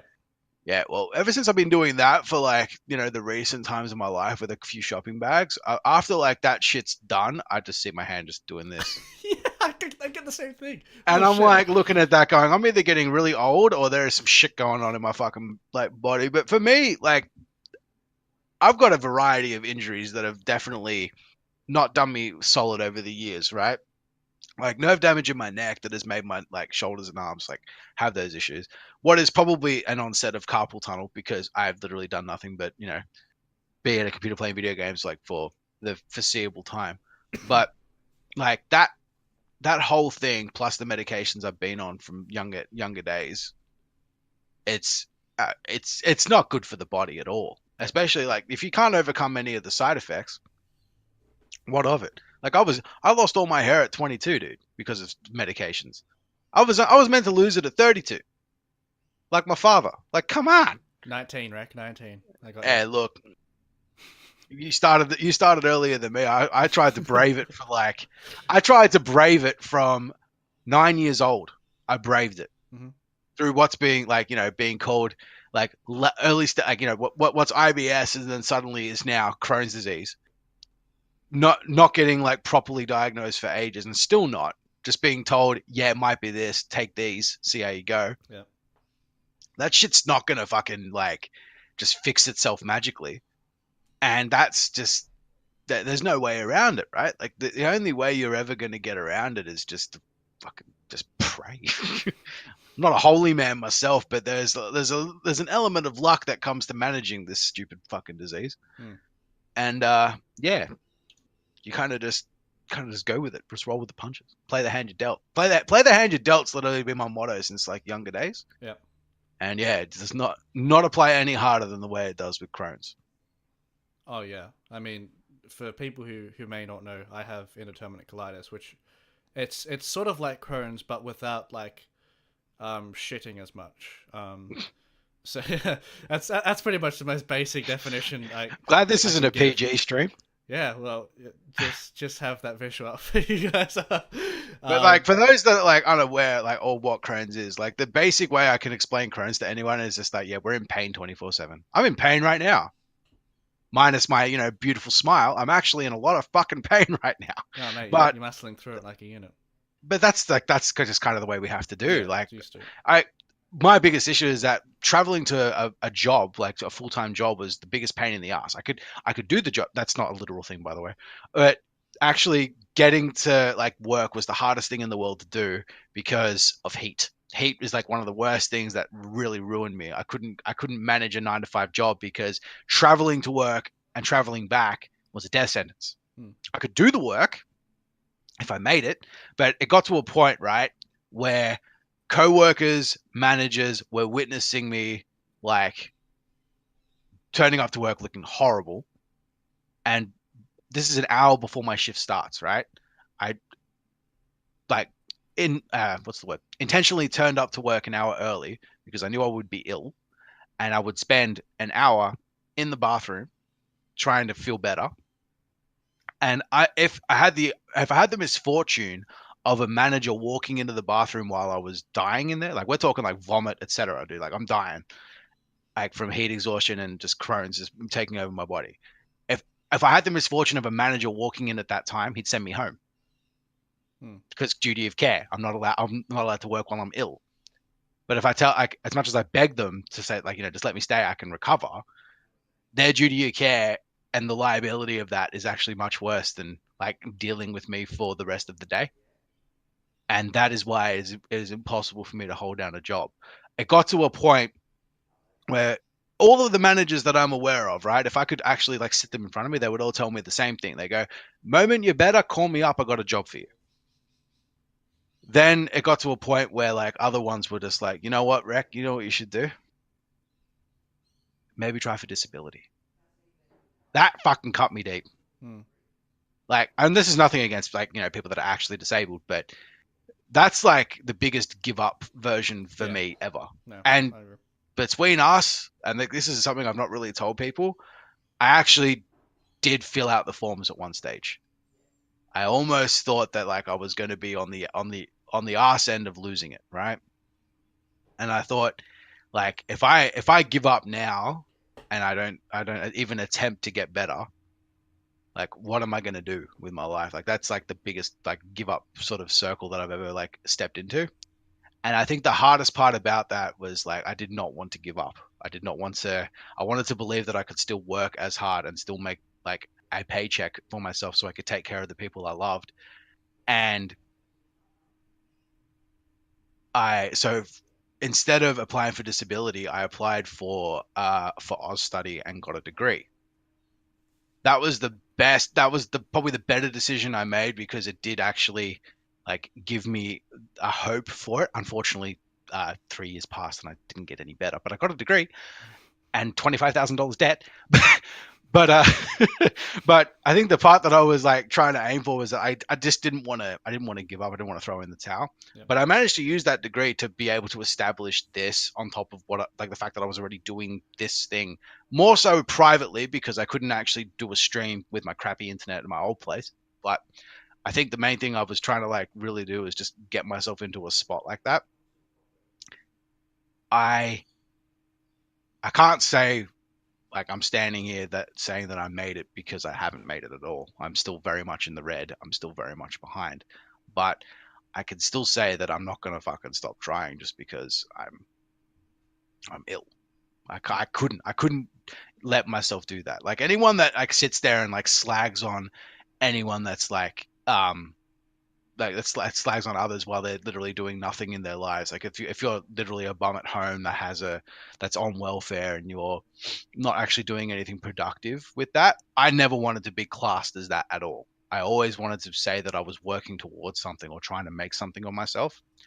And yeah, being told that I should go on disability and having a first name basis like discussion with a support worker to get that done, that was like the big moment where I had to just say no, no, no, no. I really, really have to like make something happen, or I might as well just resign myself to death. Like there's just no way I could actually say I'm happy with myself and not do something like to do that. Yeah. Like I went through a point in my life where I had to get off all the medication I was on, spent 2 months of withdrawal symptoms, and actually like had to like detox my way off of that, and there was no way in hell I was going to let that shit like get any worse. No way. But yeah, I'm here and I'm still trying. Intense shit, mate. Intense shit. God, I feel like I should have had like some sort of DC like film like the trailers, how they have like the really intense music at the start. I feel like that should have just been played throughout the whole story. Yeah, just play the arrow theme while Oh yeah, good while thing I'm about doing it. my opening speech. Good It's thing. good. Yeah. Right. That was The So. Walking Dead. They're both good. Oh yeah, that's definitely a good classic one. Right. So we've gone through that. I wanted to end on a miscellaneous subject that both of us are in tune with. I'm So ready for anything. we've gone through a variety of good subjects, including yourself with what you've had to deal with your professional career, fighting games, stuff like that, Crohn's. Now we're gonna end on a sad and a happy note at the same time. Okay. So you did sort of refer to me a few days back. I had no idea what you were talking about. So you messaged me like it kind of fell flat, didn't it? I'm like, what the fuck are you talking about? Oh, I know where this is going. And you're referring to WrestleMania, Of course. and for me, I'm a dumbass, and I looked at the message and I'm like, he must have messaged the wrong person. I just fucking disregarded it, and then I messaged you later on. I'm like, all right, so what do you actually mean? And you're like, oh, I thought you were watching the match. And I said, oh yeah, of course, right. Yeah. Done me. The time referring to lines up like right there. Yes, and I was watching it live too, so I don't know how I wasn't like that didn't click to my head. So yeah, I thought it'd be a sort of fun topic to end on talking a little bit about WrestleMania, since it happened like what a few days ago. Yeah. It's relatively fresh in our minds. So yeah, what did you think about WrestleMania, comparing it to like the few years I'm gonna pull up the card so I can remember. Yeah, I'm getting that on my phone too, actually. Yeah. All right. I mean, we could do a fun, innovative system, Rek, where we get the card up and we rate each match, including pre-show. I'm down. Including pre-show. I'm down. All right. Let me get the whole card in front of me then. I've got it on Wikipedia if you want it. I'll get it on. Oh yeah, actually, just link it to me on Discord. I'll open it up on my phone. It's here. Just scroll down to the results part at the bottom. Obviously contains spoilers, but I think we're past that point now. That's a little bit past that point. All right. Okay. Cool. Wait, whereabouts is it? Go scroll down to results. Scroll down to results. There we go. All right. So the very first match was the Tony Nese versus Buddy Murphy, and our Aussie boy ended up losing. That obviously would have cut a few people deep for that purpose, but I'm gonna be honest with you. The match itself delivered, and the rain was a solid rain itself. I was a little surprised in the lead up to this though. Like, I didn't watch a lot of it, but I think the fact that Cedric Alexander went down was a very obvious like touch that a heel champion was finally going to come around.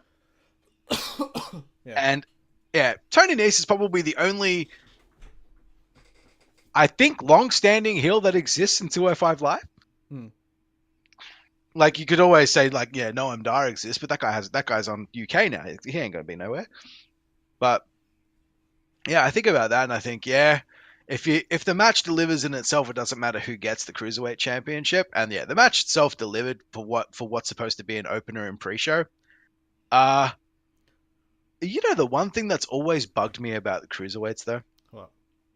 We have people that are the same weight class in WWE main roster.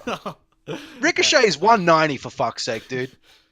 Why can't half of these dudes just fucking compete on the main roster? Like, yeah, obviously, we've got some size mismatches. Like, obviously, you're not going to have Braun Strowman versus fucking Kalisto. Mustafa Ali ended up transitioning. Yeah, like Ali making it onto the main stages. He's been doing great matches. Yes. So why can't we have more of them doing that? But then again, Ali was a big difference. Ali actually had a character to build. That was good. I mean, an awesome entrance too. That entrance is schmick. Can't look past the entrance. It's actually, you know what? I have to look past it because the bright lights fuck me. But the point is that like, you watch it like this. Like, this is a really good entrance, Ali. I get it, man, but this is really fucking killing my eye sockets. Please, Vince, help me out. No, but like. Yeah, like that's the problem with that is just like, yeah, it's a great entrance, but fuck me, my eyeballs hurt. Yeah. All right. So to make this a little bit simpler, we won't have like an advanced rating system. We'll just give a match a thumbs up or a thumbs down. Okay. So that'll be an easy. Okay. Yeah, so Tony Nese was a thumbs up. Okay. The match itself was okay. Like, I have no real qualms about the way it was handled. There was no real botches to really remember, like, as part of the match. And that I think by memory there was a really sick knee combo that came off that knocked Buddy Murphy off the apron. That was pretty fucking cool. That was sick. That was pretty fucking solid, and no one died, so I'm pretty happy with that. Because it looked like it really fucking hurt, I'll tell you that much. Ugh. But yeah, thumbs up for that one. I enjoyed it. Yeah, that's a thumbs up for me too. So the next one was the Women's Battle Royale, so Carmella ended up winning that. I was okay with this, except I think the only problem with the Women's Battle Royal is that there is really no one to really sell that point home about who's a good up-and-comer to have it. That's why Carmella won it. Like, the only other person that could have actually like taken that should have would have been Sonya Deville.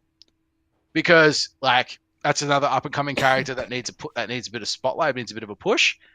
The only other person would have been Dana Brooke, and again, not enough like spotlight to actually get it there. So they ended up, they've defaulted to what they did with Naomi, which is put the one person that's already been a staple and in a pretty good spot to actually work with. That's fine, but how do you get to that? I'm still mad that Asuka even had to be in this match, but that's a story for later because I know we're going to come back to this. But yeah, very, very, very, very, very, very, very annoyed about that. Other than that, though, the match itself somewhat delivered, but it was a pretty cut and dry match. Yeah, it felt pretty standard. I think Nikki Cross sort of lasted longer as well. I think she would have been funnier to have in there longer. I would have liked to see her pull Liv Morgan's hair and throw her out of the ring, personally. Hey, look, I wouldn't have been opposed to Nikki Cross winning. I think she's quite funny. Nikki Cross winning would have been a cool idea, but I was actually going to be all right with Sarah Logan winning it. Yeah. Actually. Sarah Logan would have been a good winner for it, but yeah, I remember that someone got knocked through the ropes at the beginning of it. I couldn't remember if it was Ember Moon or Carmella, but yeah, it was Carmella. And Carmella like walking up and taking it, no fucking worries. Actually, that reminds me. Last year's Battle Royal was hilarious because Zelina Vega versus Hornswoggle under the rope was fucking top-notch hilarity. That put me on the floor. But yeah, I remember watching it with the coupon, and I just saw fucking Hornswoggle, and like I ended up screaming. I'm like, my god, this guy, he was my childhood. no matter where he is, that guy always inspires a laugh. Like you can't not just laugh at what Hornswoggle's aiming to do. Yeah. He's there for the right reasons at the right time, no problem. All right. So the next match. For the lost streak. Yep, Kurt Hawkins and Zack Ryder, they defeated the Revival for the Tag Team Championship. I actually, wait. We did give... Okay, did we give the Battle Royale an up or a down? I'm going to give it a down, just because it was just too cut and dry. Like, there was just nothing to really... It was too standard. It didn't feel WrestleMania-like. It was too standard, and there was no, like, person to really, like... A plug-and-play push out from it. When you take a look at it, it says 17 woman WrestleMania Women's Battle Royal. There were too many women that were, like, staple to the roster that were in other matches that were better. And unfortunately, because of that, this match suffered immensely. Next year, it'll be named the China Battle Royal, and it'll be worth something more. That would be something to write home about. All right. At me. 100%. At me. It's going to be it. Has to be it. We'll try to back that later. Okay, so the next match for the Tag Team Championships, the lost streak has ended at the WrestleMania pre-show. I mean, it's a WrestleMania moment, regardless. Hey, it is. It is. It felt really fucking random to me. There's one thing about this match. I'm not even sure what to make of it, dude. Like, look, where the Revival is concerned, the Revival are really good at two things. One, selling a match, and two, losing. They're really good at losing. I don't know what it is, but when the Revival lose, you just kind of like laugh and feel sorry for them at the same time. Like that's just what they're really good at doing. And that is indicative of the past 2 months of them like being involved against like Gable and Rude, and then like all those matches in general. Yeah, like all those matches, they were good matches and they really sold it. And then just suddenly they just fall on their ass, something stupid happens and they lose. Or they try to cheat the win, it backfires and they lose. Like just something always hilarious about that always backfires on them. And that I'm totally okay with. And that's what made them all right champions. Because if they had to like drop it to someone, it doesn't hurt their credibility too much. It doesn't hurt the tag team titles credibility too much. The fact that this was called out for a bit like prior to like starting, like, like at the beginning of pre-show into this pre-show match, that kind of gave it away that I think the loss streak might finally be over. But the problem is when it's 0 and 269 losses, that on its own really, really, really makes you doubt that Kurt Hawkins is going to pick up the W. But I won't lie, the relief and laughter that I had from that was actually worth something. So it gets a thumbs up from me. All right. Plus Zack Ryder. What's it not worth without having at least one broski boot? Come on. All right. But he didn't even actually, you know what? It gets the bar from me because I didn't hear him. He didn't woo the crowd. What the fuck's up with that? Oh yeah. He didn't do the chanting woo that actually gets the crowd going. So yeah, it gets the bar from me. That's what it gets. All right. Yeah. No thumb up or down. It gets the bar. I'm gonna match you. It's a very confused like It's a middle very ground lukewarm response. feeling for a match, huh? I don't fucking know what to make of it, dude. um, Uh, right. So this next one, sort of. Well, Braun Strowman ends up winning it. I mean, who would have thought? okay, since Braun Strowman has made like a thing about him winning these big matches. I think what this is all about right now is to really set up the fact that once Braun Strowman actually makes the push, he'll be unstoppable for a year plus. Hmm. And that's pretty fucking obvious given the fact that he is gigantic. We have been He's waiting for a bit though. Like it has oh been yeah. But fucking really that okay, inconsistent. let's be honest though, that was definitely going to come to a head when Roman Reigns took the title, but leukemia, unfortunate. Yeah, yeah, that's fair. But yeah, obviously reset the storyline a little bit. Now we're here. This is the way we're going to go with it. So what better way though than to actually let Braun Strowman complete the Grand Slam by letting him take out other things along the way. So he's done the greatest Royal Rumble. He's done Andre the Giant. Next he'll do the Royal Rumble itself, maybe. Like all these like possible ideas that like they're just going to keep loading into him so that he can build this impressive roster because like at the beginning of it Braun Strowman, you know, he's just some big ugly dude that just turned up with the Wyatt family and oh god, like I never realized it, but Braun Strowman's hair at the beginning of before he actually did the nice ponytail like and actually maintained the beard a bit, he was fucking ugly, dude. The beginning of his days as a like heel in the Wyatt family, they were fucking scary. But yeah, there was no universe where I wasn't going to see Braun Strowman eliminate the two dudes from Saturday Night Live. The fact that they almost eliminated him at the end with the Hardy Boys was actually something that kept me on the edge of my seat. Yeah, That was a very close one. Like they were holding him there, like they got him by the legs, and they it were was about to it was push him very over. close. Yeah, but yeah, there was no universe where I didn't believe that Braun Strowman was going to win it. I had a back pocket pick of maybe Apollo Crews taking it just because of the way that he was being represented a bit for the past couple of Hmm. weeks. And then as I was watching it, I'm like, Titus O'Neil though? And then he just dived right through the ropes and got fucking annihilated. So I'm like, yeah, okay, cool, bro. That's all right. At least he went out the same way he came into the greatest Royal Rumble. Yeah. Fuck. When that happened, I fucking laughed. Dude, Titus World Slide is going to live on in my dreams for the Oh rest of my yeah, life. I that can't that forget is that that. is one of the best memes I've ever witnessed. Oh, that was like I watched that live. Yeah, same. I didn't recover for half an hour. I was still on the I floor was laughing. like I was that stunned that I was thinking, is this meant to happen? It's certainly not a work, but like when you look at Titus O'Neil's frame, like I'm not ragging on Titus O'Neil, but he doesn't look like the guy that should be running like on an incline. And with his frame and stature, man, I'm so glad he didn't go right through the pole, man. I was Oh so yeah, fucking nervous, but yeah, glad we all came away with it with a good laugh. But yeah, Battle Royale on its own, it's good. yeah. I'm giving Still had that a few a giggles in thumbs it. up I too. was quite happy with it. Colin Jost getting thrown into 8 people, totally okay with it. All right. So the next match was the very first match of WrestleMania. Um, it was sorry, not WrestleMania, but the Of the main show, so to speak. of the main show, yeah, where Seth Rollins defeated Brock Lesnar for the Universal Championship. I was very surprised that this ended up starting off like it was. There's two things that always come to mind when it comes to Seth Rollins, right? Yeah. He is the best show opener of the industry. Mm-hmm. The crowd never gets more hyped up than hearing Seth Rollins music and screaming "Burn it down" at the top of their fucking lungs. Always. But I think the part that really got me was that obviously, you had the moment with Hulk Hogan, etc. And, I'm not going to talk about politics of all that. What Hulk Hogan did was wrong. We get it. I don't think he should have come back, but no biggie. Just leave that in the past. Yeah. There's enough people talking about that, but we're talking about the matches themselves, right? Watching Paul Heyman storm out onto the set in front of that led me to believe that some shit was going to go down. Yeah. Paul Heyman could sell ice to me. If I was an Eskimo and I needed ice, which I don't, he could still sell it to me. Like he sells it, and there's no way These around it. promos And are so ridiculously good, dude.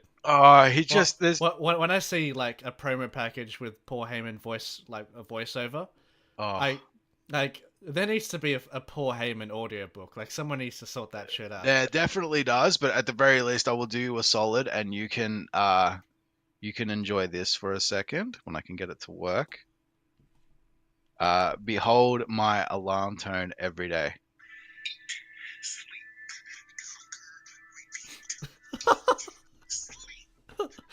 I, Oh my god. after watching that promo, I couldn't not have it. So That's yeah, so good. Eat, Sleep, Conquer, Repeat is like that's from when Brock Lesnar beat the streak. Yep. And that promo in itself, I loved it. That Mm. whole promo itself was great, but that ending part where he's like staring down the camera and letting out that line over and over again, I'm just like, yes, this is what I need to wake up to every day. I need to be ready to fucking destroy the world every fucking day. That is my alarm tone every single fucking day. That's great. That does it for me. The match itself. Now, I want to talk about one very obvious thing that happened in this, and I know why they did it, but I'm still kind of annoyed that it had to be done. Yes, Brock Lesnar's matches have to be short. Yes, Brock Lesnar has to lose by some otherworldly event so that like he can preserve character and that he can come back at any time to really preserve that badass image. Did it have to be a low blow? Yeah. I always find that weird, like especially Because nowadays, we know what the low blow means, right? We know it's a bad thing. We know like it's a heel thing to do. After that's the watching, thing, yeah. yeah, you built a promo of Shinsuke Nakamura literally low blowing AJ Styles in 3 matches in a row, dude. Fuck Like me. my gonads hurt after watching those matches. Yeah, I know. But We're a cup. like we're literally at this point now where Seth Rollins has to use this ability to get this championship. That doesn't feel like Seth Seth Rollins, though. is Seth going to turn heel now? The guy literally spent the entire year being one of the greatest faces that's ever hit fucking Raw. He's literally missed the Monday night. And now, like, in the back of my mind, he had to resort to that. I would have been totally okay if, like, Brock Lesnar was like, you know what, I'm going to rip this fucking turnbuckle off and put Seth through it. And then suddenly, kick to the face, bam. Head comes off that. And, like, that goes into the stomp. That's, like, what you come to expect from that, right? Oh, I agree with you. I don't That's like the low blow shit from faces nowadays. like low blow from a face just doesn't seem like the storyline impact that you want. Hire me, Vince. I'm looking. But like, But back in the day, for like a comedic value, where certain characters, I know, like Mick Foley and shit, like that they oh got pulled yeah, off. But but with the roster today, like there's no one who can really pull it off to that extent. I feel. you're saying like from a comedic point of view to pull off a low blow. From a comedic point of view that they can put over, there's I'm trying to I think think. the only possible like if we're talking like pure comedy, the only people that could possibly pull it off now would be Shinsuke Nakamura because he's already done it. Yeah. Or like we're talking like it has to be a hella stupid way that leads up to it, and it would have to be in a specific match, and I'll spell it out right here. The New Day pulling off a low blow on the bar. That right there, through some stupid like turn of events where like we got Big E doing the split Johnny Cage punch to the gonads. Yeah. Okay. That right there, that's me. some You've shit me. that would actually get me in stitches for a low blow. I mean, we know he can do the split, so it's doable. Just the fact that he did that of recent and then suddenly like injures his meniscus, just sad fucking day. But the fact that he can do that is crazy. But yeah, match itself and what needed to be done, it on its own earns the thumbs up because we needed that storyline to die last year and it did. Fuck leukemia. Enough said. But yeah, storyline had to be preserved a little longer just because of that. And now we finally have the new era that we wanted. I'm going to give it a thumbs up too. Yeah, because needed to be done. Also, there is a gift that exists of Paul Heyman losing his ever collectives the moment Brock Lesnar loses. It's amazing. He's so animated. Yeah, I've seen it. Every single version of that exists, like I could just have that animated on a wall behind me while I'm streaming, and I'm sure everyone would love it. Oh yeah, dude, it's honestly hilarious. Just thinking about it now. So good, dude. So good. The next match, AJ Styles defeated Randy Orton. Okay. Match itself, actually really good. Sad moment though. I don't know if you follow any superstars on social media, but Randy Orton posted a picture from WrestleMania of one of the saddest things I've ever fucking seen. Everyone on the eastern side of the stadium couldn't watch the match that he was participating in because of this giant fuck off light that was present during the entire first opening of the show right up until about 3/4 of the way through the AJ Styles Randy Orton match, or right at the end of it even. Shit. It's on Randy Orton's Instagram if you go and like find it. Oh, he caught it out as well, huh? Yeah, like someone actually like took so one of the fans took a photo of it, and because he saw because that made its way back to the producers, they actually managed to finally get it like turned off.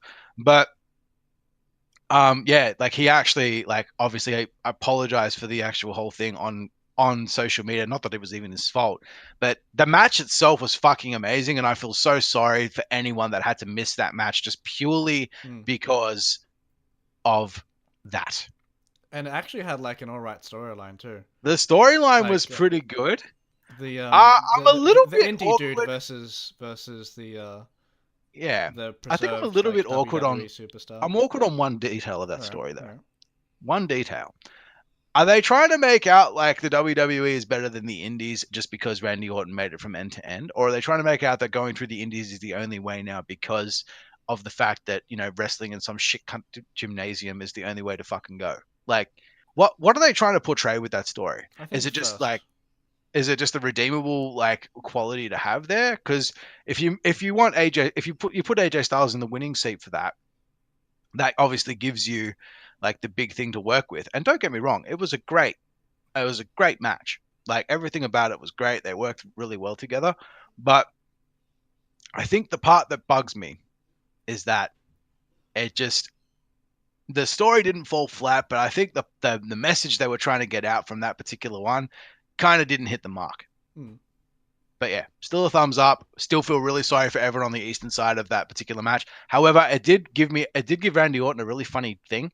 I haven't watched all of the most recent SmackDown yet, but Randy Orton came out during the last SmackDown and he RKO'd somebody. I won't spoil it too much, but basically, while he's walking off into the thing, he's doing these ones. He's like, "No, God, nobody saw her coming. Nobody even saw it." And he's like doing all these funny like poses. I'm just like, I know exactly what that's a send off to, and it's fucking great. So props to Randy Orton for even having a joke about it on stage. Good on you, Randy Orton. He's improved over time. I think he's Oh, a it only got better. yeah. All right. So the next match was the fatal four way for the SmackDown Championship Tag Team match. Um, and the Usos ended up winning it. Well, I'm still mad about this match for two reasons. This should have been the Usos versus the Hardys. I didn't give a flying fuck what anyone says. I've got no idea what stopped them from doing it. I mean, yeah, they did it on SmackDown. I already know the results, sadly, but I haven't watched the match Yeah. yet. But Same. the sad part is that like this match should have been Usos versus Hardys at WrestleMania. It should have been the big poster match that it needed to be, and instead we got this. Yeah. Now, I feel like having so many tag teams there was just a way for them to have more superstars on the roster at WrestleMania. Like, okay, so for reference, I really love the NXT guys, but for me, having them in this match doesn't really do that much for them. Okay, so they haven't been on the roster for a very long time, and then being on WrestleMania, sure, like that's a big thing. But like, I don't know, it just feels like they wanted to get guys in rather than we're going to develop these people. I mean, even Rusev and Nakamura, I thought they were getting better towards the end because they actually felt like a proper tag team. mm, But I don't know, man. Like these tag teams where they just have a shit ton of people just for the sake of like getting people to be in the match. I don't dig it. I As feel like they were just trying to match the women's tag team by saying, yeah, the men should have one too. But I think the yeah. part that really bugged me the most about this was that anyone worth their salt would pay a $1 billion just to watch fucking Ricochet in general because the guy's a fucking monster. Oh yeah. Like, he's an insanely like talented individual. But I mean, outside of the 7-man tower that happened during that match, where Ricochet like backflipped off the back of it and like somehow survived, that was the real highlight. The Mm. rest was just the Usos doing what they do best, which is absolutely smash the division, which is great. But this match still 100% needed to be Usos versus Hardys. They had the starting promo for it, so something obviously went wrong and they couldn't do it. Right? For whatever reason, something went wrong and they didn't do this match at WrestleMania. But match itself was still okay. It gets a bar from me. That's a I'll give bar it the for me bar. too. Yeah, because the match itself was okay, but it should have been the other match there. Um, yeah, Usos delivered, Aleister Black and Ricochet delivered. Everyone else was okay. No real like things here. Yeah, I, that's about I it. I did like the spot where Cesaro was spinning for about like Dude, for about 2 minutes. the Cesaro I spinning was for getting like, dizzy myself. I was like, oh, fucking hell! What? my ears were starting to ring too from the amount of people that Sheamus clapped over the chest too. Like, just shit was just going on. I really did enjoy that part, to be honest. This was the first time, like, in how long though, right? First time in how long that Sheamus has actually completed 10 beats Oh and not yeah, baited the crowd. Last time he did it was Greatest Royal Rumble, I think. Long time ago. yeah. Yeah, or Survivor Series, one of those two. Like he did it as like a means to an end. Like it wasn't like an actual like enjoyable version of it. Like he just did it because fuck yes, I'm doing it right here because we're in this match. Let's go. Mm. Side note, still pissed about what happened on Monday Night Raw involving the bar, but cool. Yeah, same. I am too. But yeah, that's um, that's not for here. so the next match was the Shane McMahon versus the Miz match, Falls Count Anywhere, where well Shane McMahon wins on a technicality. This match was so good up until the final 3 seconds. You know, I actually dig the ending. I'm not gonna I lie. dig the ending, but I don't dig what he did on SmackDown afterwards. It's just like, bleh, it's so boring. You're right. You're right in that part. But you know, technically, that isn't part of WrestleMania. So I know, yeah. but yeah, the But match we do have that itself added was context, which makes it a little bit more difficult. the match itself was really fucking amazing. But yeah, the moment they crashed into the floor, I'm like, oh my god, this is going to be huge. This is going to like get into something. It's going to be like an epic slow swing match to the end of it. And then I see the ref come, I'm like, no, wait, no, what are you doing? Wait, no, no, no, no, no, no, no, no, no, no, no, no, no, no, no, no, no, no, no. And all of my hype just went. This I match would literally have 2 thumbs up from me if it wasn't for that ending. I'm so lukewarm about that ending just because I I know still give it a 2 thumbs up. I really enjoyed the it ending. gets 1 thumb up from me just because I know Shane McMahon's character development is garbage. He Yeah, is so fucking bad at being a heel, dude. you're right. Yeah.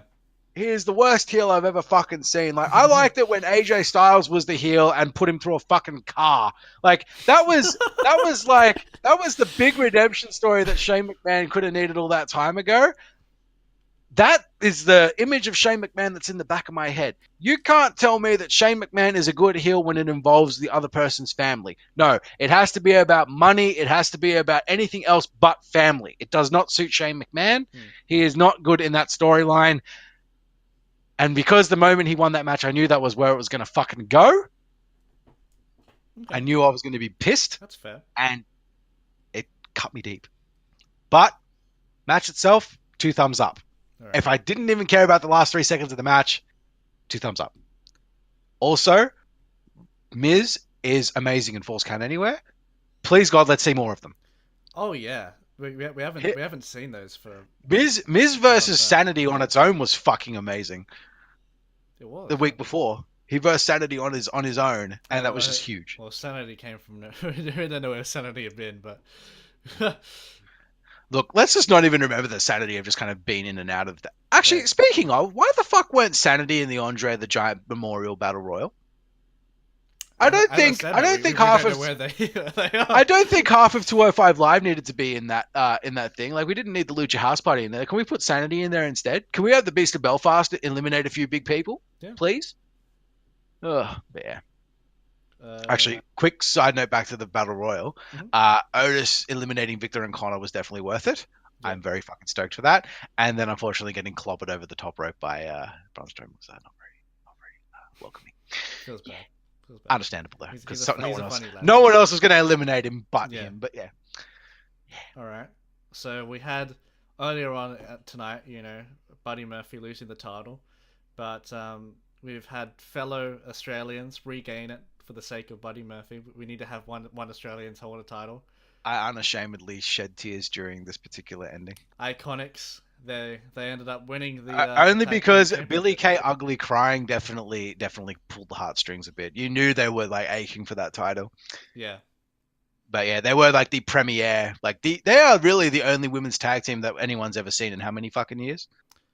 It sucks, man, because I feel like a lot of tag teams nowadays, they just get two leftover people and they're like, right, we can't fit you. Just be a tag team and they don't do Well, anything that's unique. that. That's not even just women's; it's men's too. Like Yeah, Sheamus exactly. and Cesaro. It's the whole thing. Sheamus and Cesaro don't even have their own music. They literally just combine their musics and then they come in to Sheamus's music. It's like, okay, but yeah, and now we got Aleister Black and Ricochet. That's not a tag team. No, it isn't. They're two amazeball superstars that just work well together, which is okay, I guess. But There we go. that's because they're just that good like individually. It's not because they have any particular like fantastic, awesome synergy. But like, if you actually think about like the tag team match for the men, right? It was literally made up of an actual tag team versus one actual tag team that took 3 years to come to fruition, which is the Bar, and then other guys were just heaped in for the sake of it. Yep. Whereas same sort of thing for actually, you know what? For the women's tag team championship, there is an actual like thing going on there. Like, yes, Boss and Hug Connection is technically a thing, but it's never. It was just because they were friends and what have you for that many years, right? But yeah, the Iconics were. Well, that's because they've versed each other in matches for a shit ton, so they understand each other. But they haven't. They're not like, an alliance for. Yeah, they're not like they were never an alliance that came up from the start. And that's what the Iconics are. And having them take it on WrestleMania was the thing. But if you look at the other like tag teams in this, right? Nia Jax and Tamina is technically good tag team material, but the problem is they just don't have any sort of synergizing like tag team spree. Every time they get into a match, someone ends up getting fucking hurt as well. So yeah, every time they get into a match, someone's either on the ground dead, or either Nia and Tamina end up going through the post just because it's the only way to solidify that they're not in the match anymore. Which I get it, like, but how many fucking like corner posts is Nia Jax gonna have to take out before they actually either find someone that will beat them, which is what Beth Phoenix and Natalya were there for. Just saying, very good set of people that could do that, or like just actually have them be out wrestled in some way, shape, or form. Submission specialists are good for this against Nia Jax because that was the whole point of how she lost. She tapped out to the bank statement. That's something that they can use there. Other confusing thing though, the Iconics don't have a signature move, to my knowledge. Yeah, right. So how the fucking shit are they going to win matches after they get past the really shitty find the local champion and kick their ass gimmick?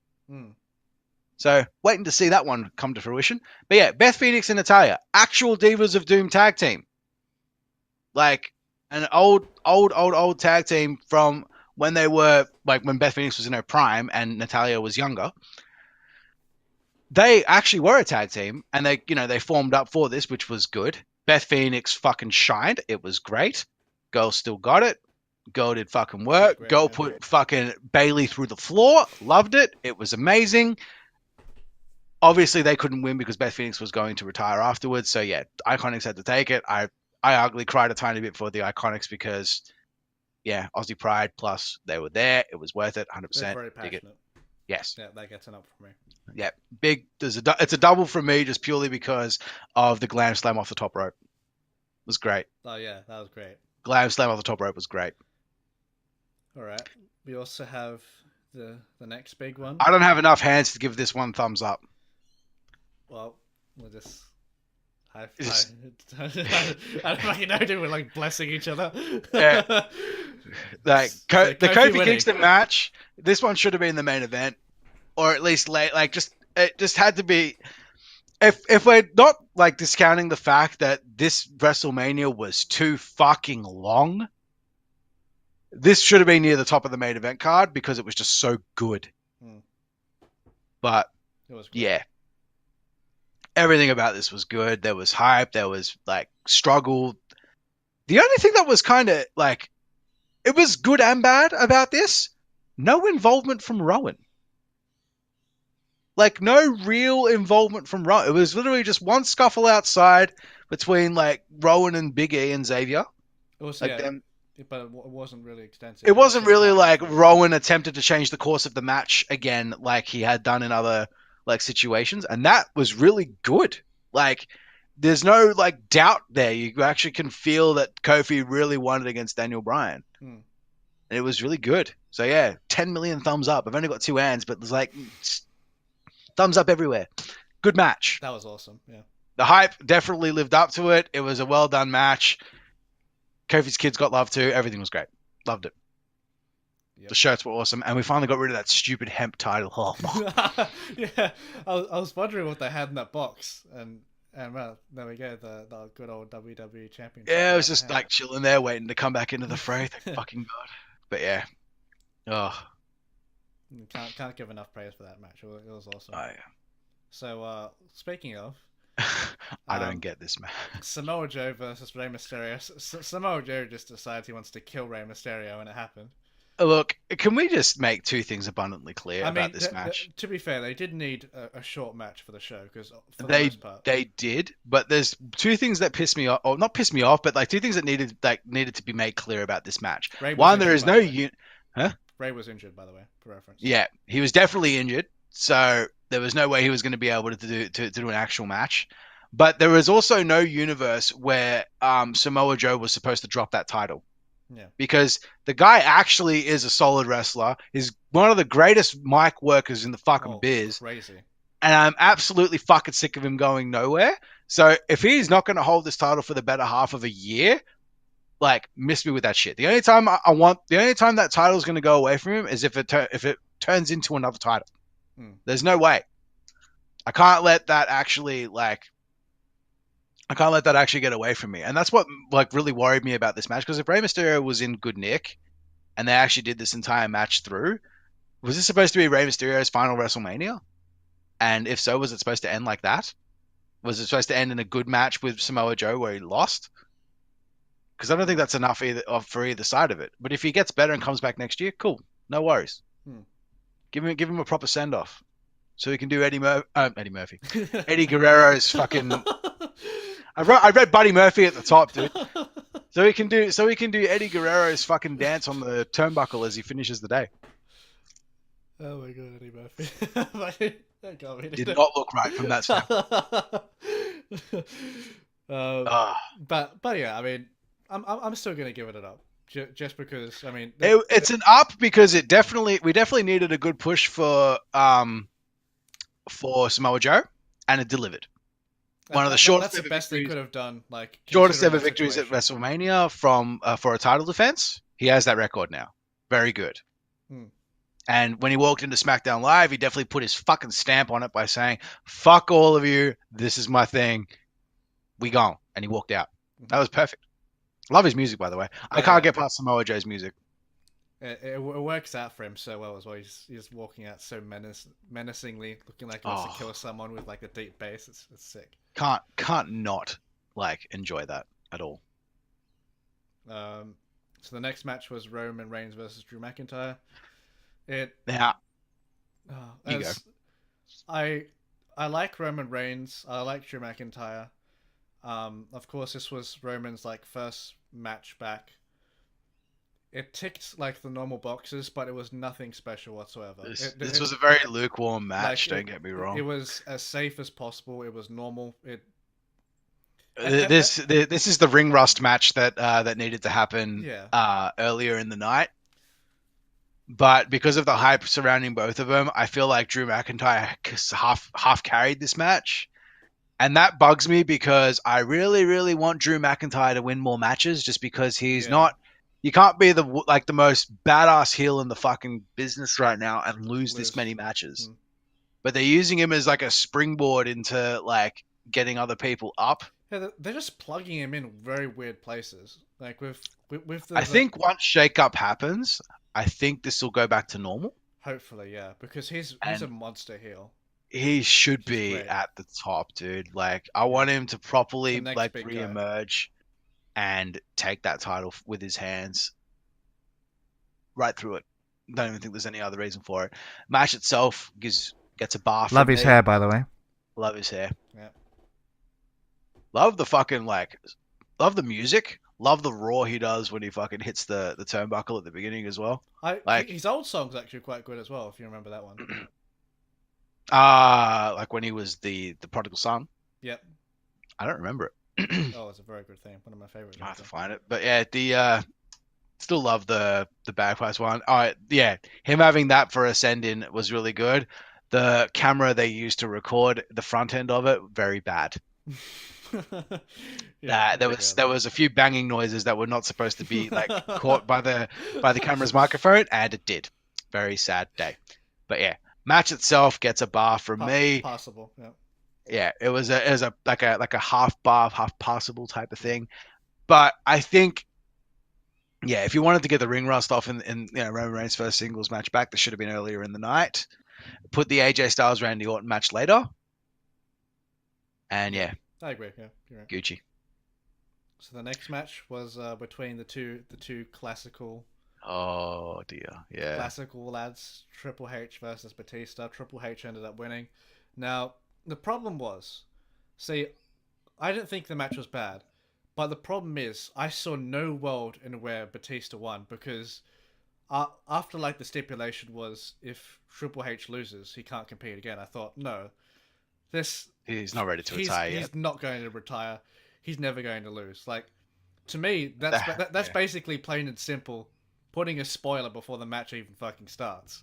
You know But what I this mean? is the same thing with anyone that just makes their big appearance for WrestleMania only. You know they're not going to win, but I it mean, is them going out with on terms that Batista, they enjoy. it was somewhat like believable because he's not just a random, and No, see, it was more believable for Sting than it was for Batista, yeah, but yeah, you're right actually. Yeah, the Sting ending, like again, didn't rub me right just because of the way it was. But this is WWE, like the shoehorning of if you're retiring, you lose. yeah, That's the thing. You have to go down, you have to lie down in the ring, and you have to take like your ending like as if you went down in a blaze of glory. And that is the WWE's like cut and dry way of doing it, and I don't mind it, but it does spoil matches, obviously, because you know exactly how it's going to go down, which is what made the Ric Flair retire match that much more painful because it was such a good match, and you know that once Shawn Michaels lines it up for the last time, you know that's it, and even Shawn Michaels hated yeah, it. he did. Everyone hated the ending of That that made match that in made the me sense cry. that That was the yeah, first wrestling match where I cried. yeah, that's like an example of like, yeah, you know it's coming, it's sad, but you have to say goodbye. It's literally the old Yeller principle for fucking wrestling, Hmm. where you know you have to take it behind the shed and shoot it, and that was like, yeah, this is the best way that WWE can come up with dealing with that. And in truth, this match delivered, but I've said this from day one. I can't stand Batista's stance and it's going to get him killed someday. And it almost shotgun ended his fucking career when he was trying to get into the ring. His feet clipping the rope and nearly nosediving right into the floor as he was entering the ring. I know. His piercing would have fallen off before they would have Is done yeah, that. it would have fallen off before he even got the thing started. But yeah, like that, like for Batista in general, man, like I've never agreed with the way he moves. Like he looks like he's gonna break his ankles every time he goes for a spine buster or his knees. You know, like the way he like flares out like that. Like I feel like that's always been bad for his stance, and it makes it really awkward when he tries to go for particular moves. And And with yeah, age, that gets worse. yeah, and with age it gets worse, and it showed because he tripped into the ring. Yeah. And I thought, fuck me, don't tell me he's drunk because he looks so nervous getting in. He looked so nervous getting in, and his Don't tell me he's promo drunk. was so shoddy, man. Like you could tell he hadn't been on a mic in so long, and it just fucking like he tripped over the Hmm. entire way through. He stumbled his way through the first few promos for that, Like and the promo where he was sitting in the chair was fine, but I thought that one was fine because it the rest was of him like weren't very good. they did takes. It was a pre-taping. Yeah, This wasn't a fucking like it wasn't like like the the other live. one. Yeah, when it was a live taping, you could tell he'd forgotten his lines at one stage Hmm. and he just came out looking like a fucking creeper, and it did not work out for him Looking in like those a sort of like a really like drug addled Spice Girl, like it was really that bad. And Triple H played it out really well when he came back with the next promo because he he just did. like It's like segued into that, and I, that I went really well. I love his microphone comment. He's like we need to Yeah, what gotta did he wash say? this Yeah, off. wash this up. Yeah, it's not the same one that was last week. uh, but yeah, the match itself delivered purely because that was one of the greatest close-ups I've ever seen in a WrestleMania match where his piercing was taken out. That was I was actually almost fearing for my I life. was like shit, man. I was like, they're really going in. Like when they say hold no holds barred, you're expecting some shit to happen, right? Like I knew a sledgehammer was going to come out at one stage of this Yeah. match. I was not expecting two. That was pretty cool. But yeah, like Sledgehammer was going to come out. I knew that was going to happen. The table was really irking me, though. I thought someone was supposed to get broken through a table at one stage earlier on, and then they said, fuck it, and we go, you know what, man? We're going to go the whole 9 yards and put him through the third table no matter what. And if it doesn't break then fuck, we got no idea. We'll just go on to the rest of it. So someone finally went through a table at the end, which was lovely. Yeah, Batista's nose ring coming out was cool, like getting pulled out, that was really cool. The sledgehammer standoff was really cool. The movie style ending was really nice with like Ric Flair baiting him into the jump shot into the pedigree. Perfect. Oh, yeah, the jump shot was pretty sick, I'm not gonna lie. But actually the highlight for me is Batista getting bounced off the fucking stairs from the turnbuckle and like still making it back on without even a second thought. If that's not a test of fucking strength, man, I don't even care. That is Batista crazy, gets the win for that on its own. That's a thumbs up instantly. Like the reaction that I let out for that one was fucking great. And if that was his send off match and he's happy with it, I am too, dude. So yeah, thumbs up from me. I cringed when I saw that. I'm like, Jesus. That looked really painful though. Like, really paiful. Like he bounced off that fucking thing, and I think even like the refs, Ric Flair, everyone in the immediate area was like, "Ugh, is he alive?" The wind must have been knocked out of him, dude. But he got back up, like he was supposed to. He was supposed to get up into the next like segment of what Triple H was going to dish him. I'm like, bruh, they didn't give enough meds for what you're going through. Oof. Right, yeah. So that's gonna get up for me as well, by the way. Yeah. Here we go. Baron Corbin defeated Kurt Angle. I don't have enough thumbs down for this match. No one wants to see Baron Corbin anymore. I have to be honest with you. In this context, it's a little bit awkward. There's too many things that they tried to do with this match that really rub me the wrong way, and the only part I get is one specific part of it that I actually get and I understand. And I'll get to that at the end because I feel like we have to end this on a positive note because Kurt Angle is a fucking amazing superstar. But yes, everyone has hated Baron Corbin ever since he was GM. I've got no fucking clue why the whole constabulary fucking story plus the GM thing. I don't get why the hell that had to be Baron Corbin. The guy has no mic work whatsoever. He's supposed to be a heel. He's supposed to go out and club people over the head. Why he shaved his head and became a preppy, I've got no fucking clue. But it doesn't suit him. The tattoos have to be out. He has to be a badass. The music is made for a badass. You can't fucking make him into a bitch. It's a good theme. It's a great theme. But yeah, the people already hated him. They made him come out at every wrong possible moment to make him even more hated. But I think they started beating the dead horse with Baron Corbin. But it's not the good type of hate, though. It's not the good type of hate anymore. It's like, yeah, everyone booed him. Now everyone's like, dude, just get him out. Yeah. Like it's like we're going to sleep every time we see this. Yeah. It's like, oh, it's like you're waiting for a fan to jump the barricade and tackle him mid now. Like it's not going to go well for him anymore. And then this is the thing, like you put him in another match that has effectively shoveled his career. Like they buried Baron Corbin's career at WrestleMania here. If they're going to repackage this character into something better, cool. But this is not the Baron Corbin that I want to see. It's not the Baron Corbin anyone wants to fucking see. Mm. But the only reason this match went ahead is because of what Kurt Angle said at the end of it. He said he wanted to go out the way he came in, with everyone telling him that he sucked. Did he have to suck that bad? Like, if that was the angle he was going for, sure, man. Like, cool. I get it. I get that's what you wanted. But I saw John Cena come out earlier in the night. Highlight reel thumb up performance, by the way. Yeah. When I saw him come out earlier in the night, I thought John Cena's better fucking come back. He better smash. I was so disappointed when he didn't come through. I was expecting it. I was so expecting it, man. I was so fucking expecting it. But didn't happen. Though Elias being on the receiving end of two major things twice in a row. So good. Yeah. Feel sorry for Elias a tiny tad bit though. He's great. He cops it on the chin a lot. It was great to see not only Cena, but yeah, the second one too. The second one was even better at Raw. That was just That was great. Won't spoil it for anyone, but yeah, if you haven't watched it, go watch it. Someone Yep. who I was friendly with, I like talk wrestling with from time to time. He actually downplayed Raw so hard that when I heard it, I was like, "Whoa, okay, cool, well done." But yeah, the match itself pretty fucking boring. The whole premise of it was pretty meh. It actually gets a thumbs down. It gets a bar from me purely if Kurt Angle was like is in the match, sure, but it's thumbs down. It's too much crap going on with that to actually get to this point. Yeah. That has to be a thumbs down for me.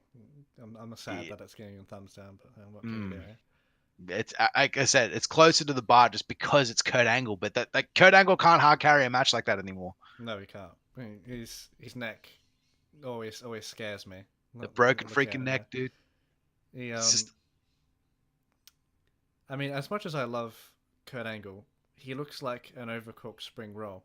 yeah. It looks like every time he puts the I don't know what the garb's called, but every time he puts it down, I keep getting reminded of a scene in The Nutty Professor 2 where like I know which one he's like. when you put your clothes back on, you look like a roast chicken. And he's like looking at him like this, like ready to fight him. Like fucking hell, man. Like Kurt, I get that like you're ready to go, but I think you've made your point. I get you've got the Olympic heart, but we old, man. You got the ring. Like, just relax, please. Don't break your neck again. I don't want to see. I don't want another Owen Hart situation.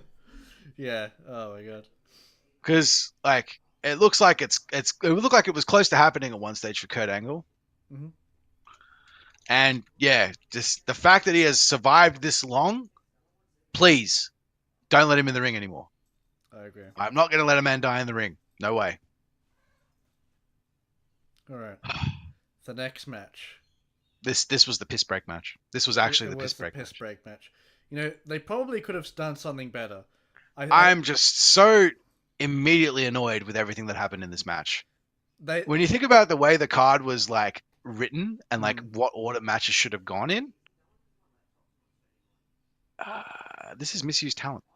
This was a shorter match too, right? Yeah, only 4 minutes. Yeah, this was 4 minutes long, which the highlight of it, which like makes it somewhat cool, is that yes, Finn Balor powerbombed Bobby Lashley.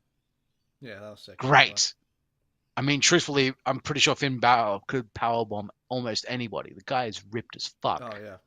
But I think the problem that I was really like coming out for this is two things that pertain to Finn Balor. One, yeah, match was too short. Way too short. And two, the demon character. What is this guy supposed to be the next Undertaker now? The demon gets released at SummerSlam and WrestleMania every year, right? Other than that, we get, stock standard Finn Balor. Human Finn Balor, right? Can we just like put an idea on something here? I don't think the demon has actually lost at a pay-per-view. Don't quote me. I don't think so. But I don't think he has. And if this is where we're going with that particular thing, I get it. But please don't put the Intercontinental title on it. And it feels a little bit illogical too, because like, if his interest is in winning matches, why does he just come out as a demon every fucking time then? Because the paint takes too long to put on, obviously. Yeah. That's like, what, 3 hours of paint? Hey, it looks pretty sick, I'm not gonna lie. It looks fucking amazing. I'll but roll out in that any day. Well, I like Finn Balor, don't get me wrong. Every time his tongue comes out, though, it looks stupid. Yeah, I agree. Yeah, he should just be angry. I was saying the same thing to Kern Bun. Yeah. Yeah, like every time that tongue comes out, he looks like he looks like the boogeyman. See, this is how I talk to my family. Whoops. Yep, go on. I have to edit that one out. But don't worry, that'll be in. But yeah, like the actual match itself, right? I could not feel like I was going anywhere with this. I liked the part that was keeping me interested was that they gave Bobby Lashley like contacts as well to make him look like he was going to be on the next level, and then he lost in 4 minutes. I don't agree.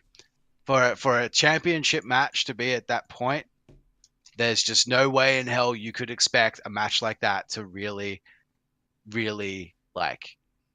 It doesn't cut the mustard for me, It doesn't do the job.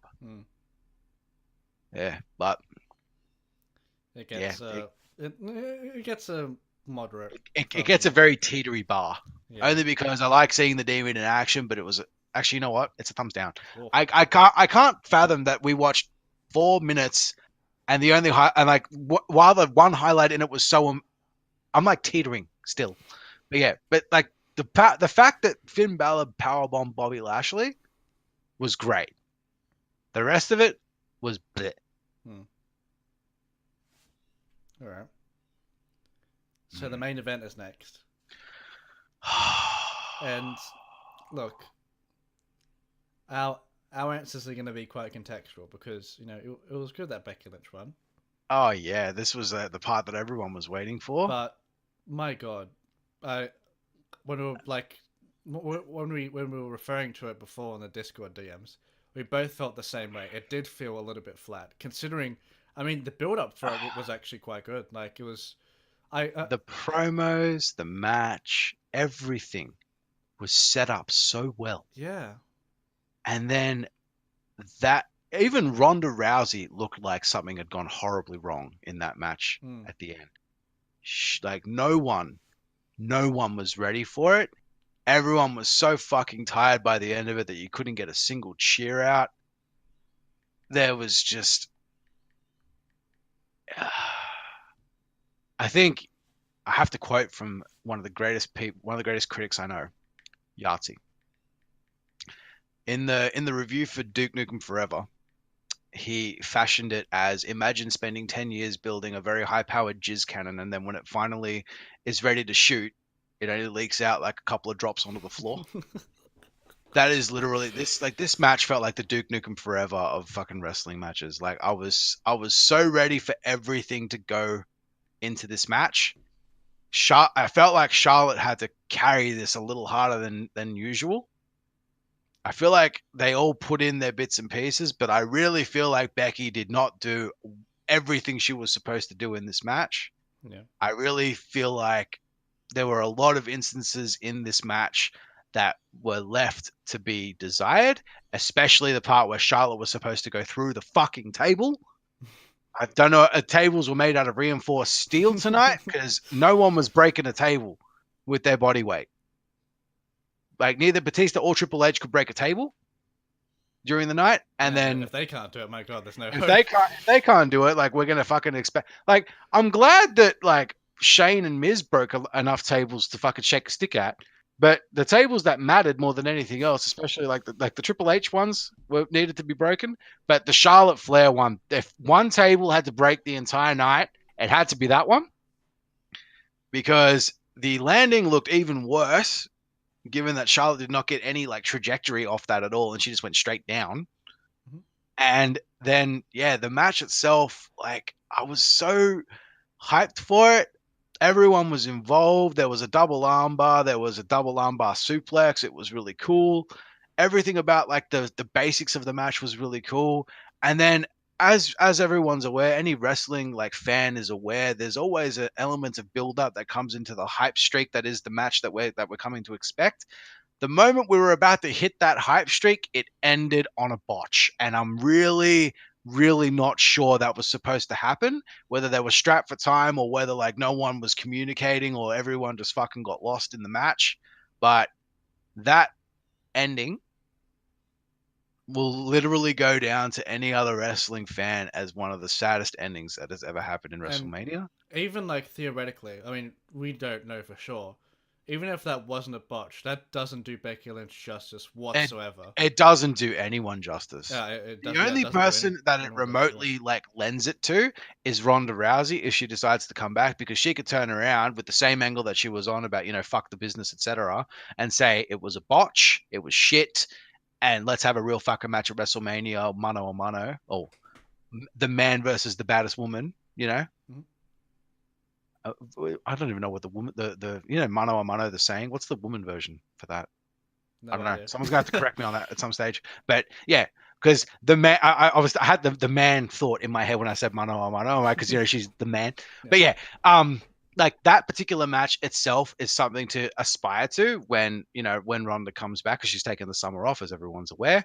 But that whole thing, all the things that were sacrificed for this match to happen, including Asuka. really Asuka was like sacrificed. Asuka, fucking Kofi Kingston as well was somewhat sacrificed to get this done because he was pushed down the card for this. Not that it didn't matter because the fucking crowd still loved Kofi. Like Kofi's still the highlight of the night. Yeah. But like yeah, like a lot of things were sacrificed to make this match happen. Match time was cut down in other matches to make this happen. This is one of the longest WrestleManias recorded as well, and all of that to like all of that work, all of that effort, the selling, the advertising, the promos, the broken car windows, all of it.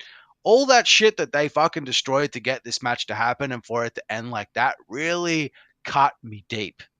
Hmm. Like I I do this thing with my fiance where she actually gets a running commentary of me watching like wrestling pay-per-views because it's funny as hell watching me lose my shit in text. But the Royal Rumble, right? During the Royal Rumble, she could feel every single hyped moment in text because of how great it was. In WrestleMania this year, I think she could actually go back and pick out the ones where I was noticeably confused about what happened in this match. The Shane McMahon versus the Miz, Corbin and Angle, and yeah, the main event. Like those three matches in particular, they really hurt the soul because the end, like the way that they went down, the way that they were booked, the way that they ended, they just didn't rub me right. Hmm. And I think that like Becky Lynch, who like put all this hype on her back and ran with it and did a fucking good job, deserved better. I think Ronda Rousey as an exiting champion deserves better. I think Charlotte Flair as an exiting champion who is also a strong worker in the business does deserve better. Regardless of the whole handpicked story, I think that needed to be better. And I could see it at the end of that match the way that went down. I saw Charlotte Flair's tears. They weren't like I'm in kayfabe. They looked real to me, and that leads me to believe that they didn't think that they delivered. And as much as I want to say, hey, you guys tried your hardest, that's the way it is, I really think something went horribly awry during this and someone has to answer for it. But I don't want, like, this is the thing. I don't want to take anything away because this was the first one, but the first one isn't always designed to be the greatest, right? Mm-hmm. So I want to see this match again, but I want to see it done differently or at least with a different sort of stake on the line. Like the best thing about Triple H's matches at every WrestleMania is that there's always a big storyline that goes with it, right? Like Yeah. whatever great that comes along and says fuck WWE and fuck you and this and that, Triple H just comes out and does like the promo of his fucking career every single time and carries that shit on his back right till the end and it's amazing. This right here is what needed to be done for that. They established Ronda Rousey as the next Brock Lesnar, and it was really well done. But obviously, like with a little bit of a better sort of angle. Um, yeah, Charlotte Flair exists to be a strong heel in the form of the Queen. Becky Lynch had the best anti-hero performance that ever existed, but just did not deliver on the night. Hmm. There was just not enough. Whether they were strapped for time or what have you, it's fine. But this was a 21-minute match. Apparently, this was a 21-minute 30 match, and I think at least 10 minutes of that were literally dead air. Yeah. I don't think there was anyone in the audience that was actually like ready for this, whether they were like falling asleep or they just weren't wowed by the factor or prospect. There's just not enough going on to really make it like there's not enough to really make it work, and that kind of sucked for everyone else involved. Mm-hmm. I like I said, I have full faith that they'll build back on this, but I think the biggest problem was just even when Becky Lynch's music went off in the end, I really felt like it fell short. Yeah.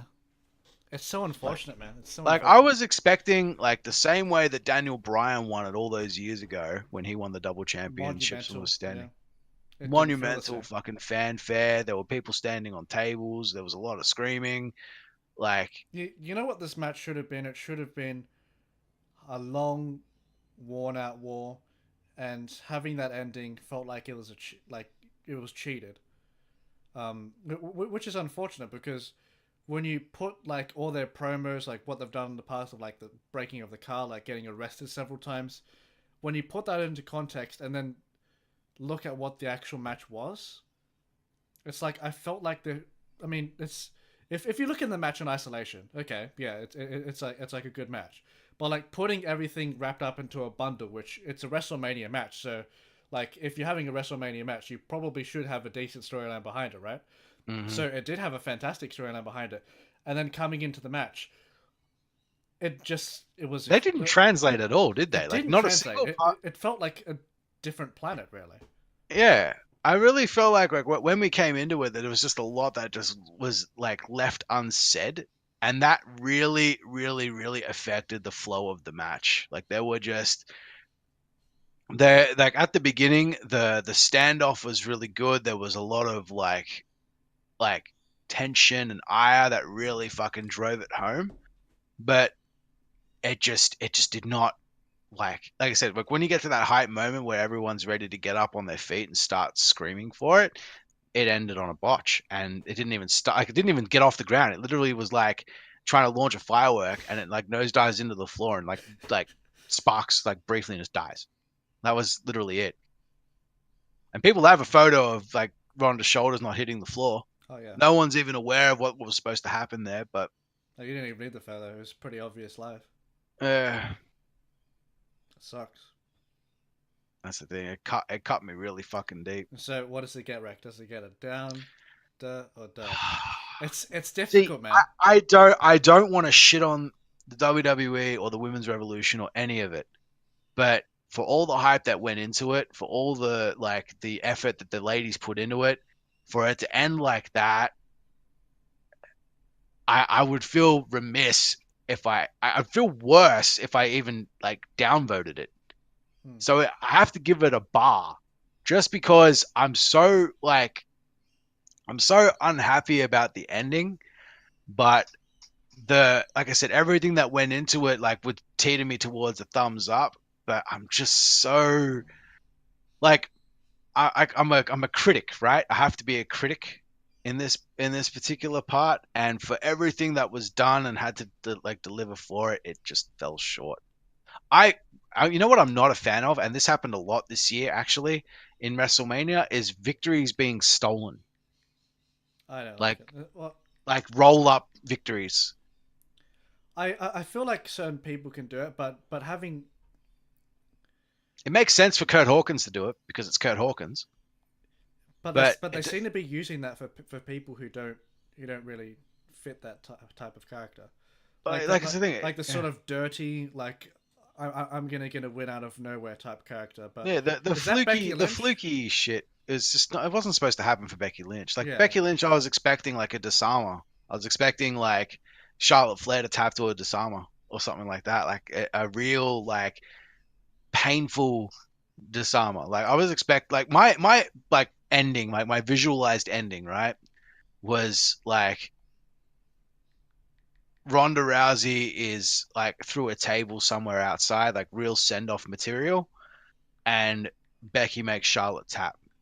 yeah. That's what I was expecting. And we're talking like a few exchanges of people being tapped, like almost. Hmm. Like there's a lot of like really heavy type of things. But the only real submission we got was the double armbar attempt from Ronda Rousey, the figure eight attempt that was stopped by the leg drop, and that was it. Yep.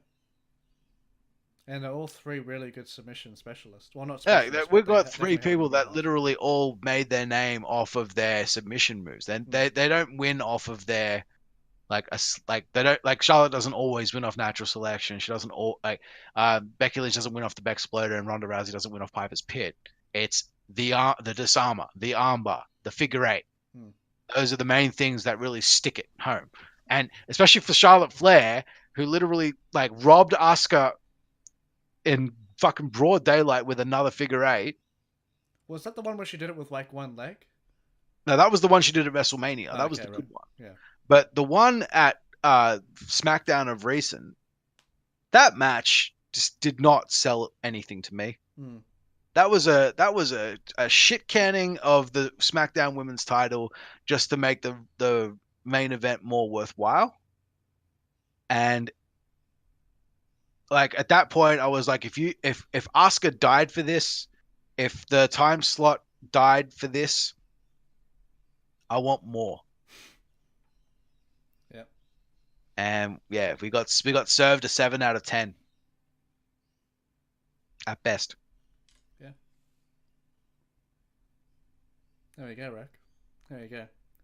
Overall, WrestleMania was a bar for me, just because I thought there were too many stolen victories. There were three matches that did not end the way they should have, or at least did not end the way that really lends to the story for themselves. Um, Kofi Kingston's match was the only match that really like thoroughly delivered, where like everyone knew what was at stake and what needed to be done. Unfortunately, second to that, the only other match that really delivered on that front was the Andre the Giant Memorial Battle Royal, Mm-hmm. because everyone knew what was at stake there and what needed to be done, and it ended in a very like good fashion, you know. Yeah. But from there, third place would be like the Iconics winning the women's championship, but even then, like it was a stolen victory Hmm. off the back of the glam slam from the top rope.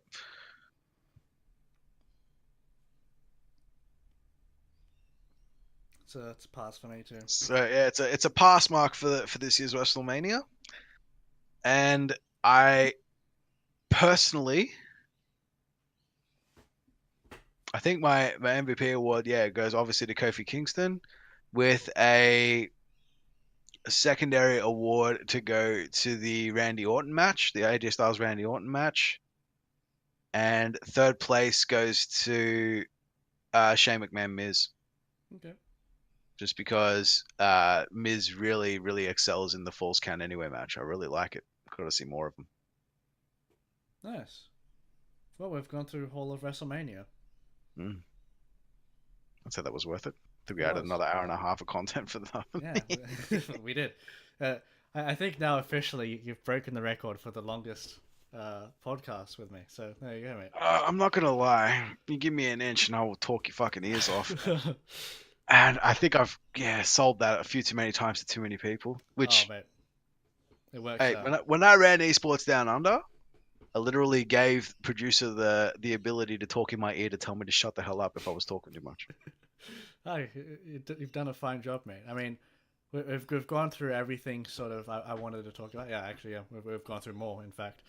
Mm. But yeah, I mean, to be honest, I'm starving, so I do want to want to kind of wrap this up. Good idea.